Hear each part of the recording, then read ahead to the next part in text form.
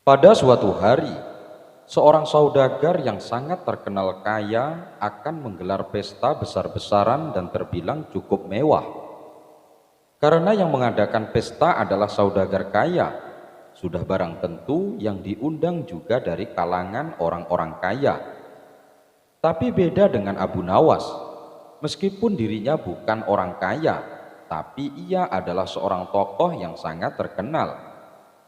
Mendapat undangan itu dengan senang hati Abu Nawas pun menyanggupi untuk datang ke pesta pernikahan saudagar kaya raya itu. Selepas asar, Abu Nawas sengaja mengosongkan perutnya agar saat berada di pesta nanti ia bisa makan sebanyak-banyaknya. Dengan sabar ia menunggu waktu menuju malam dan ia merasa matahari seperti bergerak begitu pelan ke arah barat. Perlahan langit mulai berwarna keemasan, kemudian lambat laun langit berubah menjadi gelap. Itu artinya Abu Nawas harus cepat bersiap pergi menghadiri pesta tersebut. Abu Nawas pun segera melangkahkan kakinya menuju rumah saudagar kaya. Sesampainya di sana, Abu Nawas melihat sudah banyak orang berkumpul. Ada juga beberapa tamu yang baru datang, hampir semua orang menggunakan jubah kebesarannya. Para tamu yang baru datang disambutnya dengan ramah oleh si tuan rumah. Akan tetapi karena Abu Nawas menggunakan baju yang sudah usang, belum lagi warnanya yang telah memudar, jadi tak ada seorang pun yang menyambutnya. Bahkan tidak ada yang mau mengajaknya bicara. Abu Nawas menengok ke sekitarnya sambil menghela nafas. Dengan perasaan kecewa, ia pun memutuskan untuk pulang kembali ke rumah. Tak lama setelah itu Abu Nawas kembali ke pesta, tapi kali ini ia menggunakan jubah yang bagus dan indah, sehingga Abu Nawas terlihat sangat berwibawa. Berbeda dari sebelumnya, kali ini tuan rumah menyambutnya dengan ramah. Abu Nawas digiring masuk ke dalam dan dipersilakan duduk di depan meja besar yang penuh dengan hidangan mewah dan lezat bersama tamu-tamu yang lain. Tapi bukannya makan dengan lahap seperti yang dibayangkan tadi siang. Abu Nawas malah tak sedikit pun menyentuh hidangan tersebut. Ia malah membuka jubah indahnya dan jubahnya itu ia letakkan di atas hidangan. "Hai jubah indah, makanlah hidangan itu," kata Abu Nawas berteriak. Tentu saja tingkah Abu Nawas ini mengundang banyak perhatian para tamu undangan, termasuk si tuan rumah.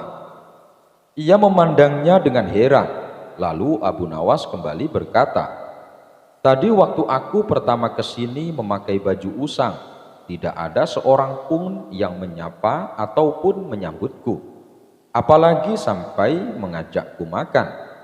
Tapi setelah aku kembali ke sini dengan memakai jubah indah, aku disambut dengan ramah. Aku dipersilahkan duduk di tempat yang bagus dan dihidangkan makanan yang enak-enak," kata Abu Nawas. "Jadi makanan ini adalah hak jubahku, bukan hak saya," kata Abu Nawas lagi menjelaskan. Mendengar ucapan Abu Nawas, semua tamu yang hadir termasuk si tuan rumah langsung tersadar dengan kesalahannya. Mereka pun meminta maaf kepada Abu Nawas. Alkisah, Abu Nawas mempunyai seekor burung nuri yang cantik. Tiap pagi dan sore Abu Nawas rajin memandikan burungnya. Pada suatu ketika Baginda Raja Harun ar-Rasyid bertandang ke rumah Abu Nawas. Kedatangan paduka raja yang tiba-tiba itu membuat Abu Nawas kaget. Pasalnya, di rumah Abu Nawas tidak tersedia makanan untuk menjamu sang raja. "Tidak usah repot-repot Abu Nawas, saya hanya mampir sebentar. Bagaimana kabarmu? Lama sekali kamu tidak ke istana," ucap sang raja. "Alhamdulillah, keadaan saya baik-baik saja, paduka yang mulia," balas Abu Nawas. Paduka raja mengamati sekeliling rumah Abu Nawas. Saat matanya tertuju ke pojokan rumah, Paduka Raja melihat seekor burung nuri di dalam sangkar. "Kamu sekarang memelihara burung, wahai Abu Nawas?" tanya sang raja. "Betul sekali, Paduka yang mulia," jawab Abu Nawas. Sang raja kembali berkata, "Burung kamu bagus, bulunya juga indah. Saya suka sekali melihatnya. Kalau kamu berniat menjualnya, jangan ditawarkan kepada orang lain. Tawarkan saja kepadaku. Berapapun harganya, pasti aku akan membayarnya." Abu Nawas tidak menjawab. Ia hanya menganggukkan kepalanya. Tapi dalam hati Abu Nawas berkata, "Mana mungkin aku menjual burung yang tidak berharga ini kepada Baginda Raja." Akhirnya keesokan paginya Abu Nawas datang ke istana. Dia datang dengan membawa burung nuri yang diinginkan Baginda Raja. Abu Nawas tidak ingin menjualnya. Dia ingin memberikan cuma-cuma kepada Baginda Raja. Tapi di pintu gerbang istana, dua orang pengawal menahannya. Mereka berdua adalah kepercayaan menteri istana yang dengki kepada Abu Nawas. "Ada keperluan apa kamu datang kemari?" tanya pengawal. Abu Nawas menjawab, "Tempo hari Paduka Raja datang ke rumah saya dan menyukai burung saya. Oleh sebab itu saya ingin memberikan burung ini kepada Paduka Raja." Salah seorang pengawal berkata, "Tinggalkan saja burung jelek itu di sini. Biar aku yang menyerahkannya kepada Paduka Raja." Abu Nawas pun menurut. Dalam situasi seperti ini ia tidak mungkin melawan. Tapi suatu saat mereka pasti akan mendapatkan balasannya. Kedua pengawal itu lalu menukar burung Abu Nawas dengan burung gereja. Setelah itu diserahkan kepada Paduka Raja. "Paduka yang mulia, ini ada titipan burung dari Abu Nawas," ucap pengawal kurang ajar. "Abu Nawas," kata sang raja dengan nada penuh emosi. Sang raja merasa terhina dengan perbuatan Abu Nawas. Burung nuri yang diharapkannya, tapi burung gereja yang dikirimkan. Sang menteri yang dengki kepada Abu Nawas tersenyum puas melihat kinerja anak buahnya. "Kali ini engkau pasti akan kena hukuman, wahai Abu Nawas," ujarnya dalam hati. Tanpa menunggu waktu, saat itu juga Baginda Raja mendatangi Abu Nawas. "Hai Abu Nawas, kalau keberatan menjual burung nuri kepadaku, aku tidak apa-apa. Tapi jangan kau kirim burung gereja ke istana. Itu suatu penghinaan buatku," kecam Baginda dengan mata memerah, menahan amarah.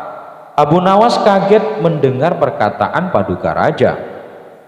Padahal yang ia kirimkan adalah burung nuri, sesuai dengan keinginan sang raja. Tapi Abu Nawas tidak mempunyai saksi untuk membuktikannya. Sedangkan kedua pengawal yang menghadangnya di istana adalah orang kepercayaan menteri yang dengki kepada dirinya. Tapi Abu Nawas tidak kehilangan akal. "Begini Paduka yang mulia," tutur Abu Nawas, mencoba meredakan amarah Baginda. "Istana Paduka telah kemasukan dua orang penyihir." Raja bertanya heran, "Penyihir yang mana, wahai Abu Nawas? Siapa mereka?" Abu Nawas menjawab, "Dua orang penjaga pintu istana itulah penyihirnya. Mereka telah menyihir burung nuri menjadi burung gereja. Kalau Paduka tidak percaya, tunggulah besok di istana. Paduka akan menyaksikan sendiri betapa hebatnya sihir mereka. Saya masih punya burung satu lagi untuk Paduka Raja." Sang raja bertanya, "Burung apa itu, wahai Abu Nawas?" "Burung pipit, Paduka yang mulia," balas Abu Nawas. "Apa, burung pipit? Kamu sendiri kan tahu, saya tidak suka dengan burung pipit." "Sebentar sang raja, sabar dulu. Paduka yang mulia, Besok pagi saya akan ke istana membawa burung pipit. Nanti bisa disihir menjadi burung nuri oleh kedua pengawal yang menjaga pintu istana. Pagi-pagi sekali Abu Nawas sudah tiba di istana. Dia membawa burung pipit banyak sekali. Di depan gerbang lagi-lagi Abu Nawas dicegat oleh kedua pengawal. "Ada perlu apa lagi kau di sini?" hardik si pengawal. "Sudah kubilang, Paduka Raja sedang tidak menerima tamu." Abu Nawas menjawab, "Maaf, kemarin aku keliru. Aku sebenarnya ingin memberikan burung pipit ini kepada Paduka, tapi aku keliru mengambilnya. Paduka pasti marah-marah mendapat kiriman burung nuri tersebut." Semua orang tahu Baginda sangat benci dengan burung nuri. Dia pernah tersesat di hutan gara-gara burung nuri sialan itu. "Maafkan aku telah membuat Baginda marah." "Taruh saja di situ, biar nanti aku yang akan menyerahkan kepada Paduka," perintah pengawal istana. Terpengaruh bujukan Abu Nawas, kedua tangan kanan sang menteri itu pun menukar burung pipit dengan burung nuri. Setelah itu mereka menyerahkannya kepada Baginda Raja. Keduanya bersukaria karena sebentar lagi Abu Nawas pasti akan mendapatkan hukuman yang berat dari sang raja. "Paduka yang mulia, ini ada kiriman burung nuri dari Abu Nawas," ucap salah satu pengawal. Sang raja terperangah kaget. Ternyata benar apa yang dikatakan Abu Nawas. Kedua pengawal ini bisa menyihir alias menggelapkan barang yang bukan haknya. Ini burung nurinya, lalu mana burung pipitnya? Sindir Baginda yang langsung membuat wajah kedua pengawal itu pucat pasi. Belum sempat kedua pengawal itu menjawab, sang raja langsung menghukum kedua orang tersebut dan dipecat jadi pengawal istana. Abu Nawas dan hukuman anak ayam. Suatu pagi, Abu Nawas dipanggil ke istana untuk menghadap raja. Ia dituduh telah menipu salah satu prajurit istana. Abu Nawas dituduh telah meletakkan sebilah pisau di dalam belanjaan prajurit. Atas peristiwa itu, Abu Nawas akan dijatuhi hukuman dari sang raja karena dianggap membahayakan keselamatan sang raja. Setibanya di istana, Abu Nawas terkejut. Raja telah menyiapkan semuanya, termasuk mengumpulkan seluruh penduduk negeri itu untuk menyaksikan prosesi hukuman kepada Abu Nawas. Raja punya rencana sendiri untuk menghukum Abu Nawas, yakni akan dipermalukan Abu Nawas di depan khalayak ramai. Apa yang akan dilakukan raja sudah dirancang jauh-jauh hari, sebab raja tahu Abu Nawas bukan orang yang mudah ditaklukkan. "Abu Nawas, apakah kamu sudah siap untuk kuhukum?" kata raja dengan suara congkaknya. "Ayo, siapa takut?" jawab Abu Nawas dengan nada menantang. Sontak pertanyaan itu membuat rakyat melihat geleng-geleng kepala. Mereka tak habis pikir dengan ucapan Abu Nawas yang seolah menantang kematian. Lalu raja menyuruh prajurit mengambil barang yang sudah dipersiapkan untuk menghabisi nyawa Abu Nawas. Seketika itu juga Abu Nawas dan rakyat terkejut saat melihat benda yang diberikan raja kepadanya. Bukan senapan atau senjata tajam apapun, melainkan seekor anak ayam. Tentu saja hal itu membuat semua yang hadir bertanya-tanya. Mereka bingung dengan keinginan raja. "Abu Nawas, sekarang kau bunuh ayam itu," tugas raja. "Kenapa anak ayam yang tidak berdosa ini yang harus saya bunuh? Ia tak berdosa," tanya Abu Nawas. "Jangankan anak ayam itu, kau pun hari ini akan kubunuh.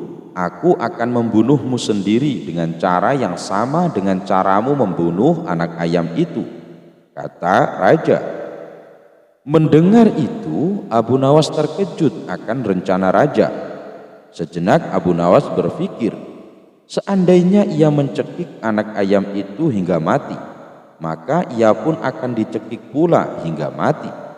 Begitu pula jika ia tebas leher anak ayam itu dengan pedang, maka ia terancam mati dengan cara dipedang pula.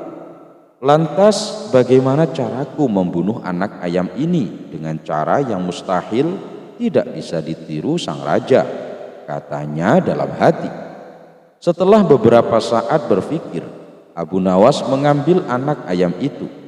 Tanpa diduga-duga, Abu Nawas meniup bagian pantat anak ayam itu hingga kembung dan akhirnya mati. Melihat kekonyolan itu, tiba-tiba terdengar suara penonton yang tertawa terbahak-bahak. Tak ketinggalan para prajurit kerajaan pun tertawa terpingkal-pingkal dengan tingkah kocak Abu Nawas. Suasana tegang bisa mencair. Mereka tak sanggup membayangkan raja akan membunuh Abu Nawas dengan cara yang sama dengan cara Abu Nawas membunuh anak ayam itu. Raja sendiri yang melihat tingkah Abu Nawas hanya terdiam malu. Lagi-lagi rakyatnya sendiri telah mengetahui tingkat kecerdasannya yang kalah dibanding Abu Nawas. Akhirnya raja mengurungkan hukuman untuk Abu Nawas. Bahkan raja menyebut Abu Nawas tidak bersalah. Untuk kesekian kalinya raja gagal menghukum Abu Nawas yang dikenal memiliki akal cerdik itu. Al-Kisah, suatu ketika Abu Nawas melihat-lihat kebunnya yang sudah lama tidak diurus. Di saat dirinya asyik melihat-lihat pohon di dalam kebun, tiba-tiba ada suara menghardik. "Ngapain kau masuk kebunku?" ujar seorang lelaki yang oleh penduduk setempat berjuluk Tuan Tanah. "Apa?" Abu Nawas kaget bukan kepala. "Ini kebun milikku, jangan mengaku-ngaku ya," lanjut Abu Nawas dengan suara tak kalah kencang. Abu Nawas dan Tuan Tanah sama-sama kukuh mengklaim itu kebun miliknya. Kasus ini jelas ruwet karena pemilik kebun kala itu tidak memiliki surat-surat tanda kepemilikan. Cara musyawarah dan mufakat tak bisa putus. Keduanya mengaku itu kebunnya. Tak ada jalan lain bagi Abu Nawas kecuali melapor kepada Baginda Raja Harun ar-Rasyid. Ini masalah rumit Abu Nawas. Agar masalahnya bisa diputus secara adil, maka mesti ditangani oleh hakim yang bijaksana, ujar Baginda angkat tangan. "Baik Baginda Raja," sambut Abu Nawas dengan ta'zim. "Persoalannya, siapa hakim yang akan menangani? Itu bukan perkara mudah. Biasanya urusan yang ruwet seperti ini menjadi pekerjaan Abu Nawas. Ini justru Abu Nawas sendiri yang berperkara. Jadi mesti dicari hakim yang selevel Abu Nawas untuk menangani kasus ini." Baginda Raja Harun ar-Rasyid akhirnya mendapatkan hakim yang paling baik reputasinya di Baghdad. Hakim ini terkenal cerdas dan berwibawa. Orang-orang yang berperkara dengannya selalu puas. Baginda yakin hakim ini akan memutuskan perkara ini dengan adil. Maka pada hari yang sudah ditentukan, sidang pun dilakukan di salah satu ruang di istana. Dalam sidang itu, selain pihak yang bersengketa, hadir juga Baginda Raja. Rupanya Baginda ingin tahu siapa sesungguhnya yang mengaku-ngaku dan biang kerok keruwetan ini. Baginda yakin klaim Abu Nawas atas kebunnya tidak mengada-ngada, tapi sangat sulit bagi dirinya untuk begitu saja memenangkan Abu Nawas. Nah, untuk menguji kebenaran pengakuan atas klaim kebun itu, maka hakim bertanya kepada kedua belah pihak yang bersengketa. "Berapa jumlah pohon di dalam kebunmu?" tanya hakim. Tuan Tanah tampak kebingungan, bahkan cenderung panik, sedangkan Abu Nawas tampak lebih tenang. Jujur, Abu Nawas tidak pernah menghitung berapa jumlah pohon yang ada di kebunnya. Begitu juga Tuan Tanah.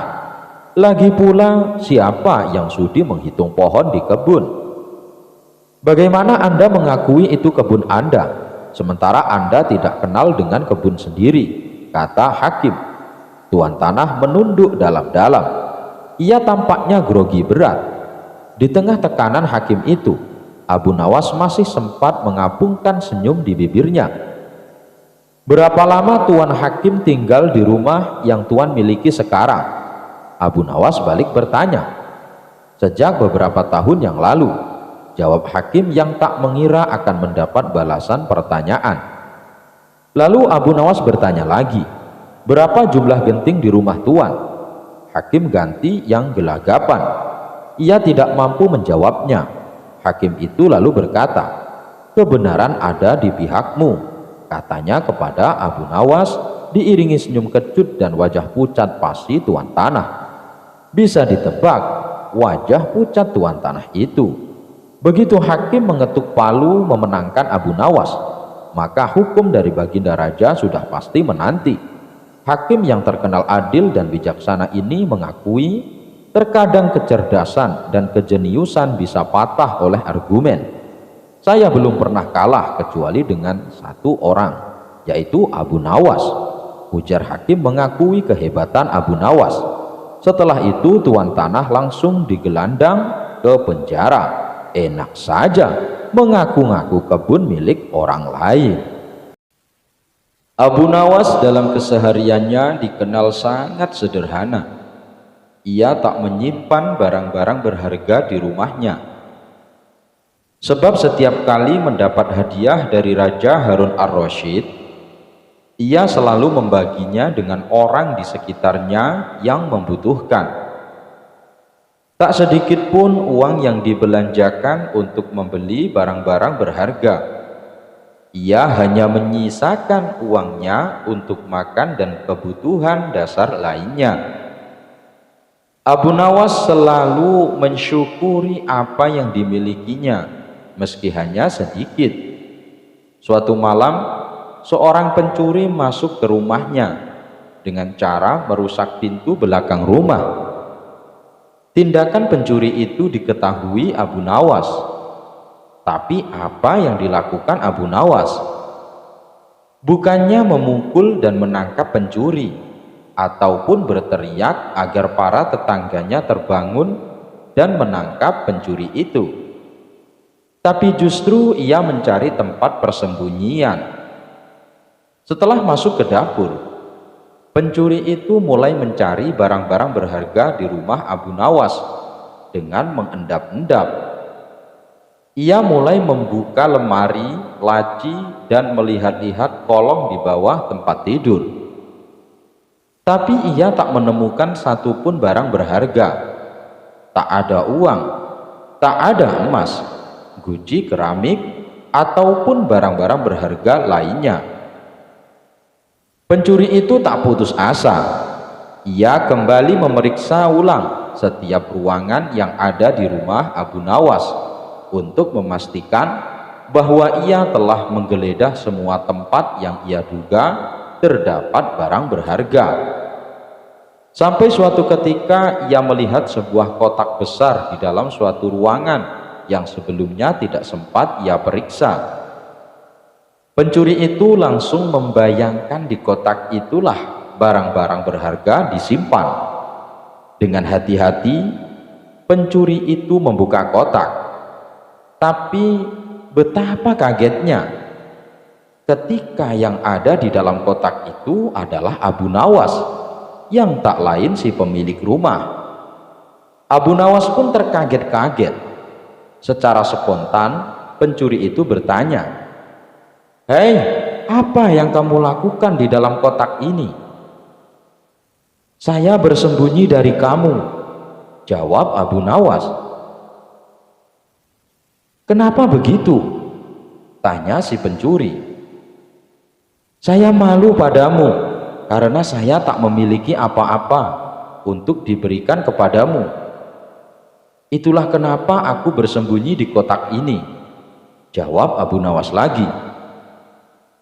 Setelah menerima jawaban seperti itu, pencuri itu dengan hati kecewa meninggalkan rumah Abu Nawas. Tapi ia bersyukur sekaligus heran karena Abu Nawas tak berteriak memanggil tetangga, sehingga ia selamat dari hajaran massa. Suatu hari di sela-sela waktu senggangnya, Baginda Raja mengajak Abu Nawas untuk menemaninya berburu di hutan. Tentu saja dengan penuh semangat, Abu Nawas langsung mengiyakannya. Bahkan ia menyarankan agar tak lagi berburu di hutan yang sama. "Memangnya kenapa, Abu Nawas? Apa kamu punya rencana lain?" tanya Baginda Raja. "Tepat sekali, saya akan mengajak Paduka ke hutan yang banyak binatang rusa," jawab Abu Nawas. "Di mana itu? Apa kamu tahu tempatnya?"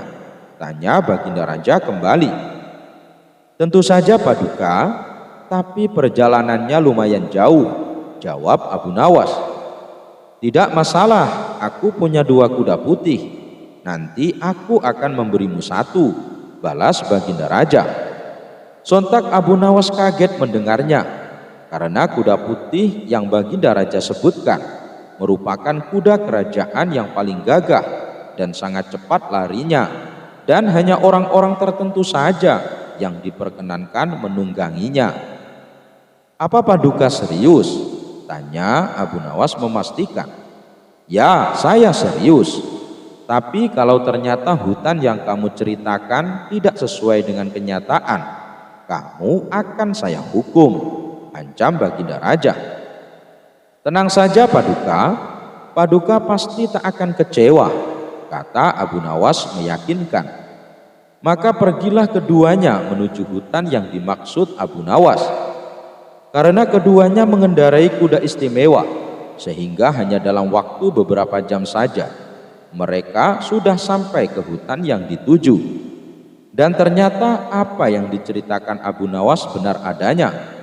Pada hari itu Baginda Raja sampai lupa waktu karena saking asiknya berburu binatang rusa. Setelah seharian penuh berburu hewan, akhirnya Baginda Raja pulang dengan perasaan puas. Sesampainya di istana, Baginda Raja berkata kepada Abu Nawas, "Abu Nawas, kuda putih itu sekarang jadi milikmu, tapi kau harus siap menemaniku berburu kapanpun aku mau." Mendengar hal itu Abu Nawas sangat bahagia. "Terima kasih Paduka, hamba siap menemani Paduka kapanpun Paduka pergi berburu." Ia pun pulang ke rumah dengan mengendarai kuda putih istimewa. Selepas Abu Nawas pergi, Baginda Raja tak henti-hentinya menceritakan keseruan berburu di hutan tersebut kepada para menteri istana. Baginda Raja juga memuji Abu Nawas karena telah menunjukkan hutan yang membuat petualangan berburunya menjadi seru. Para menteri istana pun ikut senang melihat rajanya bahagia. Namun ada salah satu menteri yang merasa iri dengan Abu Nawas. Ia pun lalu mendekati Baginda Raja. "Paduka, saya juga tahu ada hutan yang lebih mengasyikkan daripada hutan yang Abu Nawas tunjukkan," kata sang menteri. "Benarkah? Ada hewan apa saja di sana?" tanya Baginda Raja penasaran. "Di hutan itu Paduka bisa berburu hewan apa saja. Di sana banyak sekali hewan-hewan. Singanya juga banyak sekali," jawab sang menteri. "Bukankah itu berbahaya? Bisa-bisa malah aku yang mati diterkamnya," jawab Baginda Raja. Paduka jangan khawatir. Singa-singa di sana tidak akan makan manusia. Jadi Paduka bisa berburu sesuka hati," jawab sang menteri. "Wah, mantap itu. Baiklah, nanti antar aku ke sana. Nanti aku akan memberimu kuda putih," balas Baginda Raja. Sang menteri tak menduga sama sekali dengan reaksi Baginda Raja. Ia bingung harus berkata apa, karena hutan yang ia ceritakan sama sekali tidak benar. Akhirnya ia pun menemukan jawaban untuk mengelak dari ajakan Baginda Raja. "Maaf Paduka yang mulia, kalau untuk saat ini tidak bisa, karena singa-singa tersebut hanya datang dan berkumpul pada setiap hari akhir tahun saja," kata sang menteri beralasan. Beberapa hari kemudian rupanya cerita tentang hutan dari sang menteri membuat Baginda Raja penasaran. Ia pun lalu memberitahukannya kepada Abu Nawas. Mendengar cerita tersebut tentu saja tak membuat Abu Nawas percaya begitu saja. "Wahai Paduka, apakah benar cerita sang menteri itu?" tanya Abu Nawas. "Ya benar. Memangnya kenapa?" kata Baginda Raja balik bertanya. "Inilah yang saya khawatirkan kalau sampai Baginda Raja percaya," ujar Abu Nawas. "Khawatir? Khawatir kenapa Abu Nawas?" tanya Baginda Raja. "Karena kuda pemberian Paduka, ternyata selama ini dia menginginkan jadi seorang raja. Dia selalu berkata kepada saya, 'Aku lebih cepat dan lebih kuat dari Baginda Raja. Kenapa bukan aku yang jadi raja?' tutur Abu Nawas. "Hah, yang benar saja. Apakah kuda itu bisa bicara?" tanya Baginda Raja heran. Dengan tersenyum Abu Nawas menjawab, "Tentu saja tidak, Paduka. Kuda itu tidak bisa berbicara. Saya hanya ingin menunjukkan kepada Paduka bahwa terkadang kita harus waspada terhadap omongan yang tidak masuk akal." Seketika Baginda Raja baru tersadar bahwa hutan yang diceritakan sang menteri tidak benar adanya. Ia pun lalu memanggil menteri tersebut untuk bisa menunjukkan di mana hutan itu berada. Sang menteri lagi-lagi mengelak ajakan Abu Nawas yang membuat Baginda Raja menjadi emosi. "Kamu jangan alasan. Kalau kau tidak bisa menunjukkannya sekarang, kamu akan saya hukum 5 tahun penjara. Tapi kalau kamu jujur mengakui kebohonganmu, maka hukumanmu akan saya potong jadi 1 bulan, bentak Baginda Raja.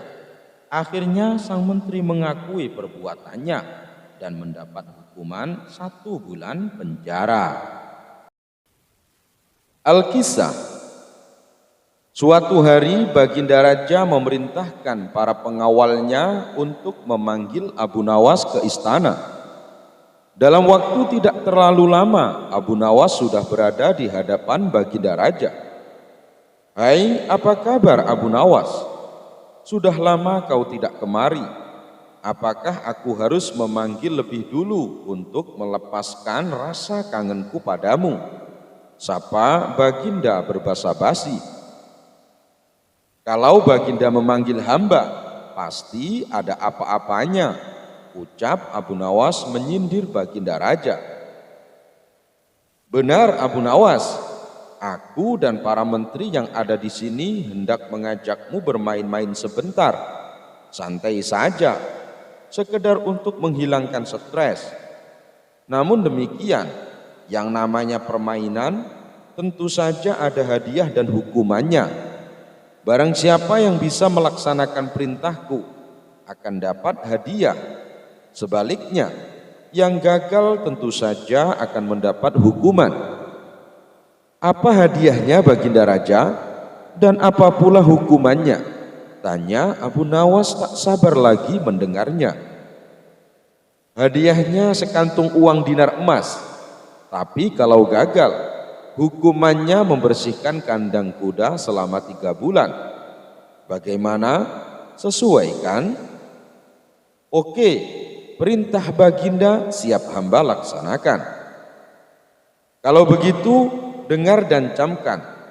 Perintahku ini berlaku pada siapa saja yang berada di sini, tidak terkecuali. Begitu aku ucapkan perintah, dalam hitungan detik kalian harus melaksanakan. Barang siapa yang gagal, hukuman membersihkan kandang kuda siap menanti. Bagaimana? Bisakah dimulai sekarang?" "Siap," ujar para menteri serempak. Abu Nawas agak terlambat mengucapkan kata siap. Si cerdik ini mulai mencium gelagat tidak beres dari permainan ini. Abu Nawas mulai waspada. "Semua jongkok," Baginda memberi perintah dan aba-aba. Segera semua yang hadir di balairung istana berjongkok menuruti perintah Baginda Raja. Sekarang tengkurap. Abu Nawas dan para menteri seketika tengkurap bersama-sama. Berdiri. Para menteri dan Abu Nawas langsung berdiri. Dilarang menginjak karpet. Abu Nawas celingukan. Lantai balairung istana tidak ada yang kosong dari karpet. Semua dilapisi karpet. Para menteri yang memang sudah diatur sebelumnya menuju ke tempat masing-masing. Ada yang naik di atas meja, di atas almari, bergantungan di rantai lampu, dan ada pula yang memeluk erat pilar istana. Pokoknya tidak ada lagi tempat yang lowong buat Abu Nawas. Dalam sekejap Abu Nawas berpikir keras. Dia harus menemukan akal. Kalau tidak demikian, hukuman membersihkan kandang kuda sudah menanti di depan mata. Tahu sendiri kan baunya kandang kuda. Tidak pakai lama, tiba-tiba Abu Nawas meloncat ke punggung Baginda. Dalam hitungan detik, Abu Nawas sudah berada di gendongan Baginda Raja. Baginda berteriak-teriak kegelian. "Lepaskan Abu Nawas, lepaskan!" teriak Baginda sembari berusaha keras melepaskan pelukan Abu Nawas. Tapi Abu Nawas tak mau melepaskan cengkramannya. Semakin Baginda menarik tangan Abu Nawas, semakin kuat Abu Nawas mencekram Baginda Raja. "Lepaskan Abu Nawas, lepaskan. Aku menyerah kalah." Pungkas Baginda menyudahi lelucon yang konyol itu. Dan mau tak mau, Baginda harus merelakan sekantong uang dinar emas jatuh ke pelukan Abu Nawas. Abu Nawas menyadarkan majikan yang kikir. Alkisah, Abu Nawas pernah bekerja kepada seseorang yang kaya raya. Namun orang tersebut enggan membayar zakat dan bersedekah. Abu Nawas ingin majikannya yang kaya raya itu bertaubat dan membayar zakat. Sehingga Abu Nawas menjalankan akal cerdiknya agar orang kaya tersebut bisa membayar zakatnya dan bertaubat. Pada suatu hari, orang kaya itu memanggil Abu Nawas. "Abu Nawas, engkau ini memang orang baik, jujur serta tekun. Tapi tadi kusuruh kamu membeli telur, tapi lambat sekali melaksanakannya. Kalau kusuruh membeli 3 telur, kau tidak membelikannya sekaligus. Engkau pergi ke warung membawa 1 butir telur, dan kemudian kembali lagi ke warung dan membawa 1 butir telur, dan terus seperti itu hingga membeli 3 telur. Kamu pergi 3 kali ke warung," kata orang kaya itu heran dan kesal. Abu Nawas tersenyum dan menjawab, "Maaf Tuan, saya memang salah. Saya tidak akan mengerjakan hal seperti itu lagi," ucap Abu Nawas. Beberapa hari kemudian, majikan Abu Nawas yang kaya raya itu jatuh sakit, dan ia pun menyuruh Abu Nawas memanggil tabib. Ternyata Abu Nawas tidak hanya membawa tabib, tapi juga membawa beberapa orang lainnya. Majikan Abu Nawas yang tengah berbaring itu bertanya, "Aku hanya menyuruhmu memanggil tabib. Beberapa orang itu siapa?" "Begini Tuan, tabib biasanya menyuruh meminum obat, jadi saya sekalian membawa tukang obat. Dan tukang obat membutuhkan bahan-bahan obat, jadi saya juga membawa penjual bahan obat-obatan. Sekaligus saya juga membawa penjual arang, karena biasanya obat direbus menggunakan arang, agar saya tidak bolak-balik seperti membeli telur," kata Abu Nawas. "Dan mungkin Tuan juga tidak akan sembuh, kemudian meninggal, makanya saya juga membawa tukang penggali kubur," lanjut Abu Nawas. Mendengar penjelasan Abu Nawas, sang majikan kaget dan langsung berdiri karena teringat akan kematiannya. Lalu majikan tersebut menjadi bertaubat dan rajin membayar zakat dan rajin bersedekah. Debat soal rezeki. Al-Kisah.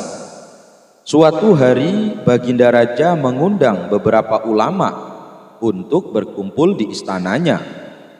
Tentu saja Abu Nawas seorang pemuka humor yang penuh dengan nilai-nilai filosofis dan spiritual tidak ketinggalan hadir di dalam pertemuan tersebut.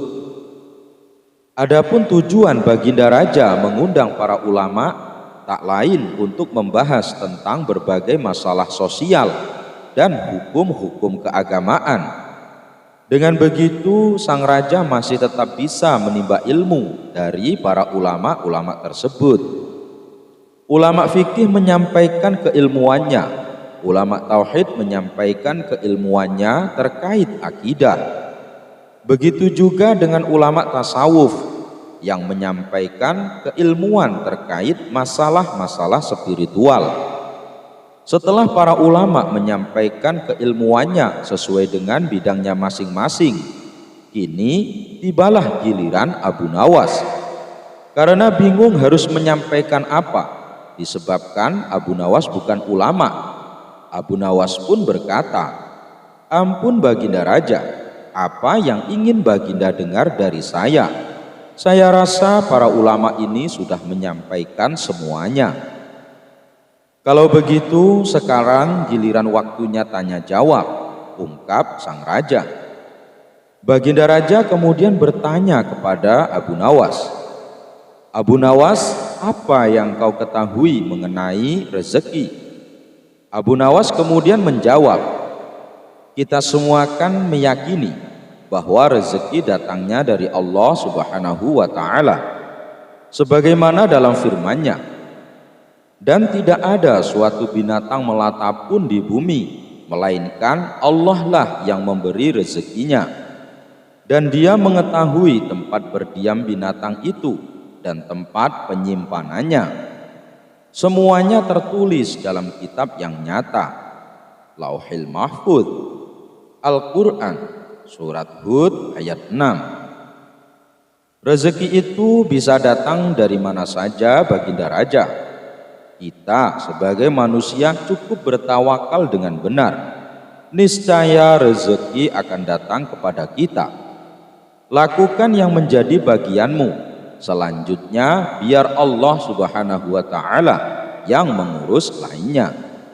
Ini sebagaimana bunyi hadis Nabi, "Seandainya kalian bertawakal kepada Allah dengan tawakal yang sebenarnya, niscaya Dia memberi rezeki kepada kalian sebagaimana burung diberi rezeki, yaitu dia pergi pagi dalam keadaan perut kosong dan pulang sore dalam keadaan kenyang."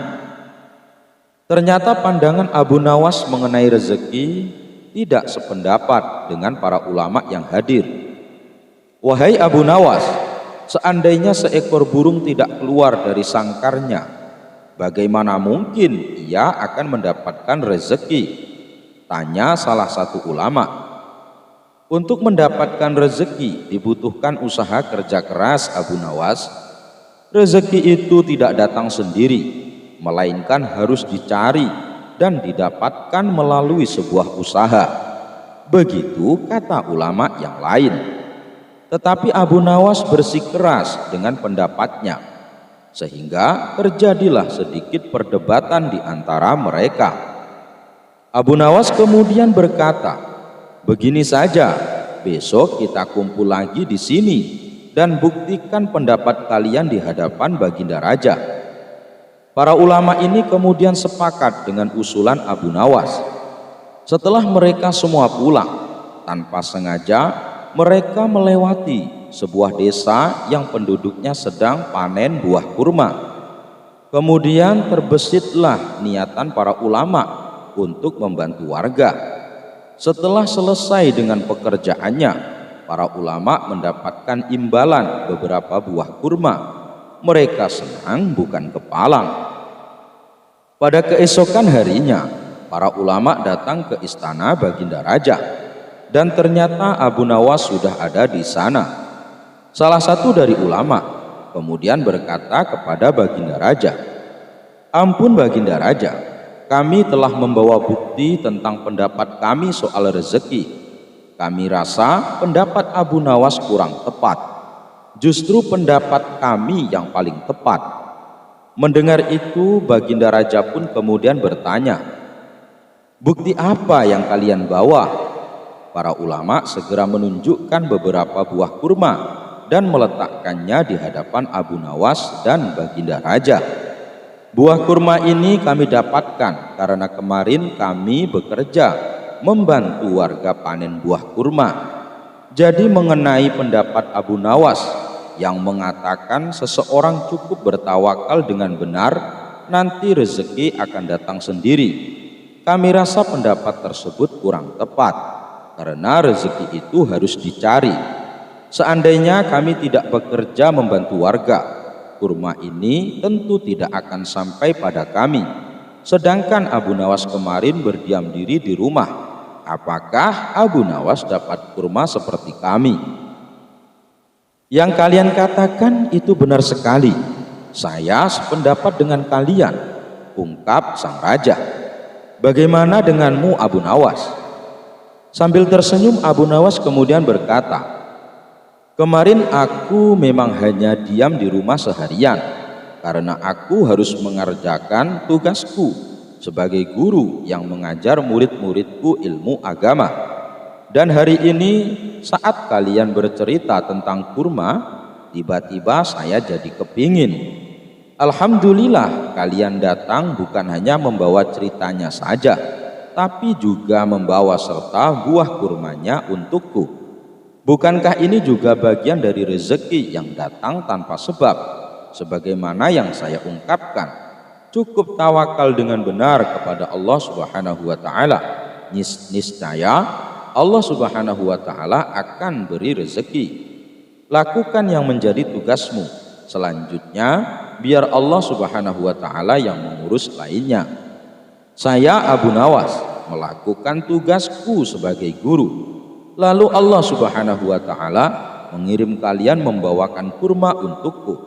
Mendengar penjelasan Abu Nawas, mereka semua langsung tertawa satu sama lain tanpa menyalahkan pendapatnya masing-masing.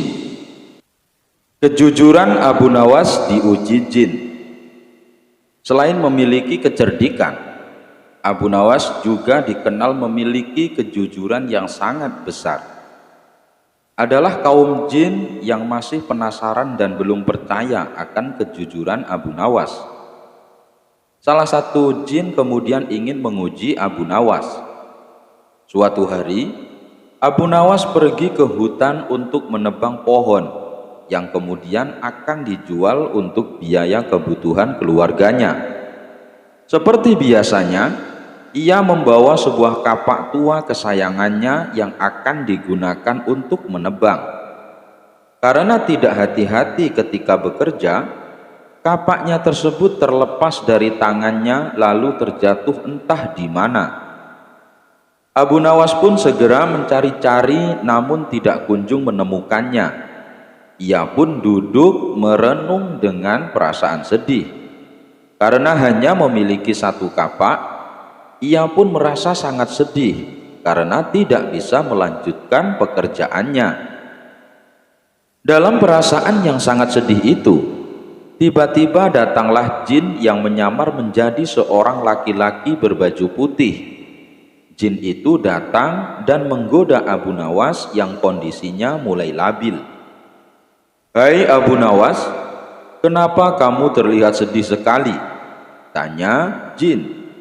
"Iya Pak, kapakku telah jatuh ke jurang, jadi aku tidak dapat melanjutkan pekerjaanku lagi. Padahal itu adalah satu-satunya kapak yang aku miliki," jawab Abu Nawas sedih. "Oh begitu, saya akan bantu untuk mencarikannya untukmu," kata jin. Sang jin pun mencari-cari ke sana sini sekitar tempat Abu Nawas menebang pohon tadi. Pada waktu itulah kesempatan jin untuk menguji Abu Nawas. Terbesit di benak jin untuk memberikan kapak yang lain yang terbuat dari emas. Jin itu ingin mengetahui apa reaksi Abu Nawas nantinya. "Wahai Abu Nawas, apakah ini kapakmu?" tanya jin sambil menunjukkan kapaknya. "Bukan, kapak saya jelek," jawab Abu Nawas. Sesaat kemudian jin kembali mencari-cari dan selanjutnya kembali menunjukkan kapak kedua yang terbuat dari perak kepada Abu Nawas. "Bukan, itu bukan kapak saya," jawab Abu Nawas menolak. Jin itu pun mulai salut atas sikap Abu Nawas yang jujur.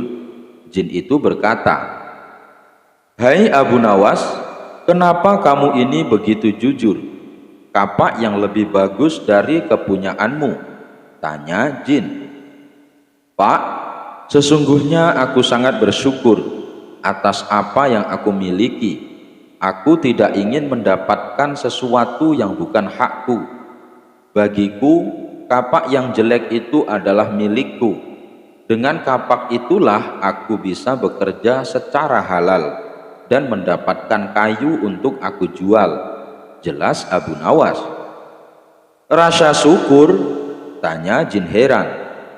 "Ya Pak, karena rasa syukur itulah yang membuatku tidak mau mengambil barang yang bukan menjadi hakku," tegas Abu Nawas.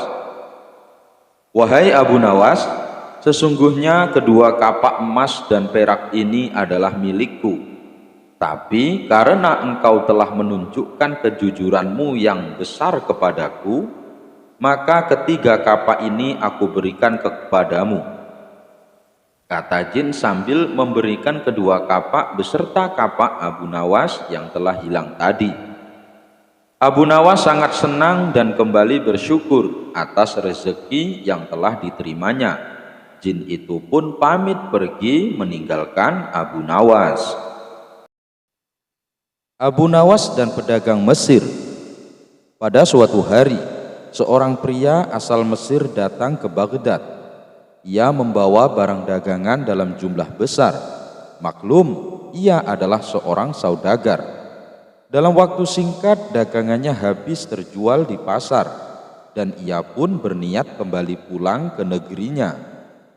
Tapi berhubung kapal yang ditunggu belum juga datang, ia terpaksa tinggal lebih lama di Baghdad. Pada suatu malam, ia bermimpi menikah dengan seorang putri anak seorang penghulu Baghdad dengan mahar yang nilainya sangat tinggi. Merebaklah cerita mimpi itu ke segala penjuru hingga sampai terdengar oleh Tuan Hakim. "Benarkah engkau bermimpi mengawini anak gadisku?" tanya Tuan Hakim setelah ia berhasil menemukan pedagang asal Mesir tersebut di sebuah penginapan. "Benar Tuan Hakim," jawab si pedagang Mesir. "Kalau begitu kamu harus membayar mahar untuk anakku," ujar Tuan Hakim. "Tapi Tuan, mana mungkin saya harus membayar mahar? Ini kan hanya mimpi," sergah si pedagang Mesir. Tuan Hakim itu pun merampas semua harta milik si pedagang Mesir tersebut, kecuali pakaian yang dikenakannya. Ia kemudian mengusirnya dari tempat itu. Sebagai orang asing, si pedagang itu tidak tahu harus mengadukan musibah yang merundungnya kemana dan kepada siapa. Akhirnya ia jadi sinting. Ia pun menjadi pengemis untuk makan sehari-hari. Pada suatu hari, ia lewat di depan rumah seorang perempuan tua penjual kopi. Penjual kopi itu pun jatuh kasihan melihat kondisi orang Mesir tersebut. "Hai, engkau dari mana?" tanyanya. "Aku dari Mesir membawa dagangan kemari, tetapi semua hartaku habis dirampas oleh Tuan Hakim." "Kalau demikian, sebaiknya engkau menemui Abu Nawas dan ceritakan musibah yang menimpamu itu. Semoga ia bisa membantumu," ujar si ibu tua. Singkat cerita, pedagang Mesir yang malang itu pun pergi menemui Abu Nawas dan menceritakan kemalangan yang menimpanya dengan nada mengiba. Ketika itu Abu Nawas sedang mengajar murid-muridnya di rumahnya. Kata Abu Nawas, "Hai anak muda, bersediakah kamu melaporkan kisahmu ini kepada Sultan Harun ar-Rasyid? Bolehkah aku menceritakan segala sesuatunya secara jujur kepadamu, Sultan? Di mana kamu tinggal, supaya aku mudah mencarimu?" tanya Abu Nawas lagi. "Di rumah ibu tua penjual kopi, dialah yang menampung dan memberiku makan," ujarnya. Begitu pedagang asal Mesir itu pergi, Abu Nawas mengumpulkan murid-muridnya. "Sekarang kalian semua boleh pulang, tetapi malam nanti kembalilah kemari sambil membawa cangkul, kapak, batu, dan bakul," katanya. Tentu saja murid-muridnya heran. "Aneh guru kita ini, apa yang akan diperbuatnya malam nanti?" pikir mereka sambil berjalan pulang. Malam harinya setelah para muridnya berkumpul kembali, Abu Nawas pun berseru, "Hai kamu semua, pergilah ke rumah Tuan Hakim, lalu hancurkan rumahnya. Kalau ada yang bertanya, jangan kamu pedulikan, tetapi katakan bahwa aku yang menyuruh kalian melakukan hal itu." Maka di kegelapan malam itu berbondong-bondonglah murid Abu Nawas menuju rumah Tuan Hakim untuk melaksanakan perintah menghancurkan rumah. Tentu saja penghuni rumah terkejut bukan main, sementara ia sedang dibuai mimpi indah. "Siapa yang menyuruh menghancurkan rumahku?" tanya Tuan Hakim. "Guru kami, yaitu Abu Nawas," jawab mereka serempak. Orang-orang kampung yang melihat itu berusaha mengusir anak-anak itu, tetapi tidak berhasil. Mereka melempari batu oleh murid-murid Abu Nawas. Di selain itu, jumlah orang kampung sangat kecil dibandingkan jumlah murid Abu Nawas. Siang harinya, Tuan Hakim melaporkan peristiwa itu kepada Sultan Harun ar-Rasyid, yang kemudian memerintahkan memanggil Abu Nawas. Abu Nawas pun kemudian memanggil pandangan asal Mesir itu. Mereka bertiga menghadap ke istana. "Mengapa engkau menyuruh menghancurkan rumah penghulu?" tanya Sultan Harun ar-Rasyid. "Ya tuanku, kami suruh para murid menghancurkan rumah Tuan Hakim, karena dalam mimpinya Tuan Hakim menyuruh kami menghancurkan rumahnya," jawab Abu Nawas. "Hai Abu Nawas, bolehkah mimpi dilaksanakan? Hukum mana yang engkau pakai?" tanya Sultan Harun ar-Rasyid. "Mohon maaf yang mulia, hukum yang kami pakai ialah hukum Tuan Hakim." Mendengar jawaban itu, Tuan Hakim tidak bisa berbuat apa-apa. Ia hanya tertunduk lesu dan membisu sampai terdengar titah sang sultan. "Abu Nawas, coba jelaskan maksud perkataanmu tadi." "Ya tuanku, ada seorang pedagang Mesir datang ke negeri ini. Pada suatu malam, ia bermimpi menikah dengan anak Tuan Hakim dengan mahar yang jumlahnya banyak sekali. Kabar itu didengar oleh Tuan Hakim. Lalu ia menemui si pedagang Mesir dan meminta mahar anak gadisnya itu. Tentu saja si pedagang Mesir tidak bersedia menyerahkan mahar, karena pernikahan itu hanya mimpi. Tapi Tuan Hakim malah merampas seluruh harta si pedagang Mesir, kecuali baju yang dikenakannya. Tuan Hakim tidak mengingkari laporan Abu Nawas. Ia hanya membisu, lidahnya keluh. "Di mana pedagang Mesir itu?" tanya Sultan Harun ar-Rasyid. Pedagang Mesir itu pun datanglah menghadap Sultan Harun ar-Rasyid. "Hai pedagang Mesir, ceritakan kembali pengalamanmu selama engkau berdagang di negeriku ini," titah Sultan Harun ar-Rasyid. Pedagang itu pun menyembah dan menceritakan kembali semua pengalamannya selama berdagang di Baghdad. Mendengar cerita itu, Sultan murka dan memecat Tuan Hakim serta mengurungnya di penjara. Sultan juga merampas harta benda Tuan Hakim dan memberikannya kepada si pedagang Mesir. Raja Harun ar-Rasyid sudah lama tidak bertemu Abu Nawas, kurang lebih ada 1 bulan. Biasanya si cerdik ini suka mondar-mandir keluar masuk istana. Tapi kali ini entah mengapa sudah lama dia tidak menampakkan batang hidungnya. Pengawal, panggil Abu Nawas ke istana. Aku sudah rindu padanya. Perintah Baginda kepada pengawalnya. Tanpa bertanya, pengawal pun langsung melaksanakan titah Baginda Raja. Ada keperluan apa Baginda memanggil hamba ke istana? Tanya Abu Nawas setelah tiba di hadapan Baginda Raja. Begini Abu Nawas, jelas Baginda Raja. Selama hidup aku jarang sekali merasa kaget. Oleh sebab itu aku ingin sekali merasakan bagaimana rasanya kaget itu. Oleh sebab itu kau kupanggil kemari untuk membuatku kaget. Abu Nawas terdiam sejenak. Dalam hati dia menggerutu. Aneh-aneh saja Baginda ini. Mungkin tidak ada orang di dunia ini yang sengaja kepingin kaget. Tapi Baginda malah menyuruh orang untuk membuatnya kaget. Mentang-mentang berkuasa, bisa berbuat semaunya. Bagaimana Abu Nawas? Apakah paham maksudku? Tanya Baginda memecah lamunan Abu Nawas. Paham Baginda?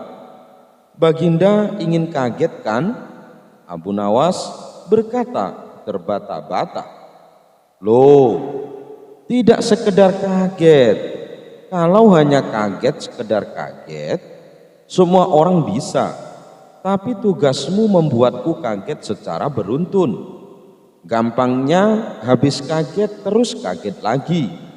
Begitu loh Abu Nawas. Perintah apa-apaan ini?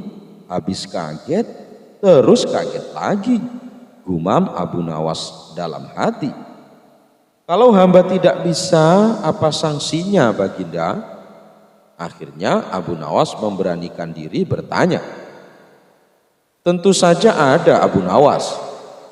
Kau harus membersihkan kandang kuda selama 3 bulan. Tapi perintah ini ada imbal baliknya. Kalau ternyata kau bisa melaksanakan tugas ini, hadiahnya 1 juta dinar menantimu. Bagaimana? Apakah kamu setuju Abu Nawas? Abu Nawas berpikir sejenak. Sesaat kemudian dia berkata, baiklah Baginda Raja, aku terima tantangan ini. Tapi hamba minta izin tinggal di istana selama seminggu untuk mengagetkan Baginda. Boleh, jangankan seminggu. 1 bulan pun kau kuizinkan tinggal di istana. Asalkan bisa membuatku kaget selama 2 kali berturut-turut. Abu Nawas pun tinggal di istana. Dia mempelajari situasi istana. Selain itu, si konyol ini juga mengamati tingkah laku Baginda sehari-hari. Hingga akhirnya Abu Nawas tahu kapan saat-saat Baginda suka menyendiri.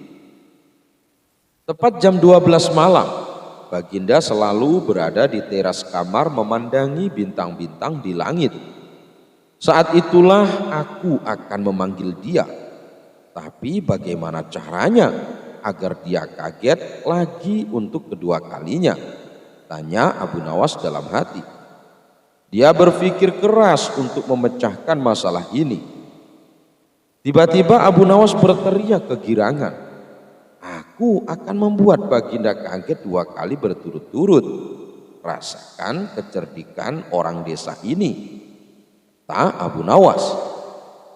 Keesokan harinya beberapa menit sebelum jam 12 malam, Abu Nawas sudah bersembunyi di semak-semak.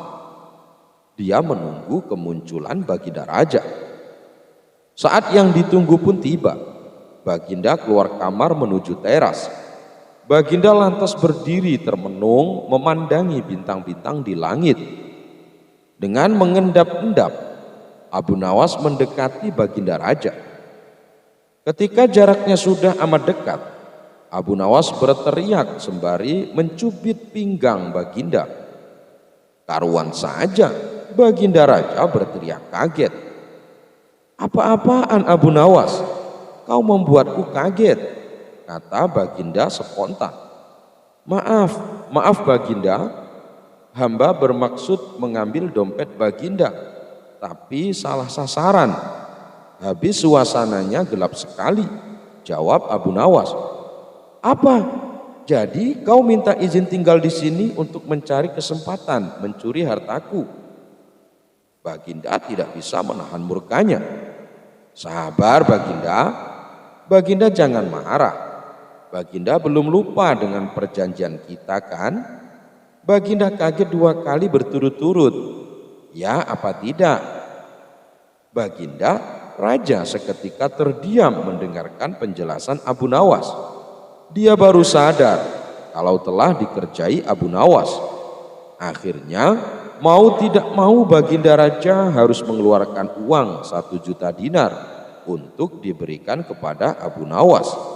Sekali lagi Baginda harus takluk dan mengakui kecerdikan hambanya yang satu ini. Suatu hari Abu Nawas diundang ke istana untuk menghadap Baginda Raja.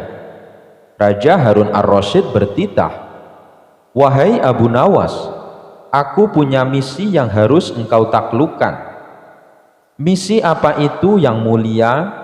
tanya Abu Nawas. "Begini, engkau tahu kan negeri kita ini punya teluk yang luas, tapi sayang, tidak pernah ada satu orang pun yang sanggup menyeberangi teluk itu. Apakah engkau mau berenang ke sana?" titah Raja Harun ar-Rasyid. Tantangan berat tersebut sengaja diberikan kepada Abu Nawas, mengingat Raja sangat paham kalau salah satu rakyatnya itu pasti bisa berenang menyeberangi teluk dengan kecerdasannya. Sambil menggerutu, Abu Nawas menjawab, "Yang mulia, hamba bukan perenang yang baik, tetapi jika memang yang mulia yakin, maka hamba siap melakukannya." Usai pertemuan itu, Abu Nawas pulang dan dibuat stres lantaran ia tidak memiliki kemampuan berenang. Keesokan harinya, Abu Nawas berjalan ke pantai sambil memandangi luasnya lautan. Dalam hati kecilnya bersuara, "Sulit untuk berenang ke sana." Tetapi dalam kekalutannya itu ia melihat setumpukan pakaian anak-anak yang tergeletak di pinggir pantai. Ia kemudian bertanya, "Di mana anak-anak ini?" Lalu Abu Nawas pun pulang dengan wajah sumringah karena ia telah mendapat ide cemerlang. Pagi buta keesokan harinya, Abu Nawas langsung berangkat ke pantai dengan membawa pakaian ganti. Sesampainya di pantai, Abu Nawas meletakkan pakaiannya, sepatu beserta cincin yang biasa ia kenakan. Setelah itu, Abu Nawas langsung kembali pulang ke rumahnya, tidak berenang sebagaimana seharusnya. Tidak berselang lama setelah Abu Nawas pulang, Baginda Raja datang ke pantai bersama sejumlah ajudannya. Mereka dibuat terkejut karena menemukan pakaian Abu Nawas tergeletak di pinggir pantai. "Luar biasa orang ini," gumam Baginda Raja.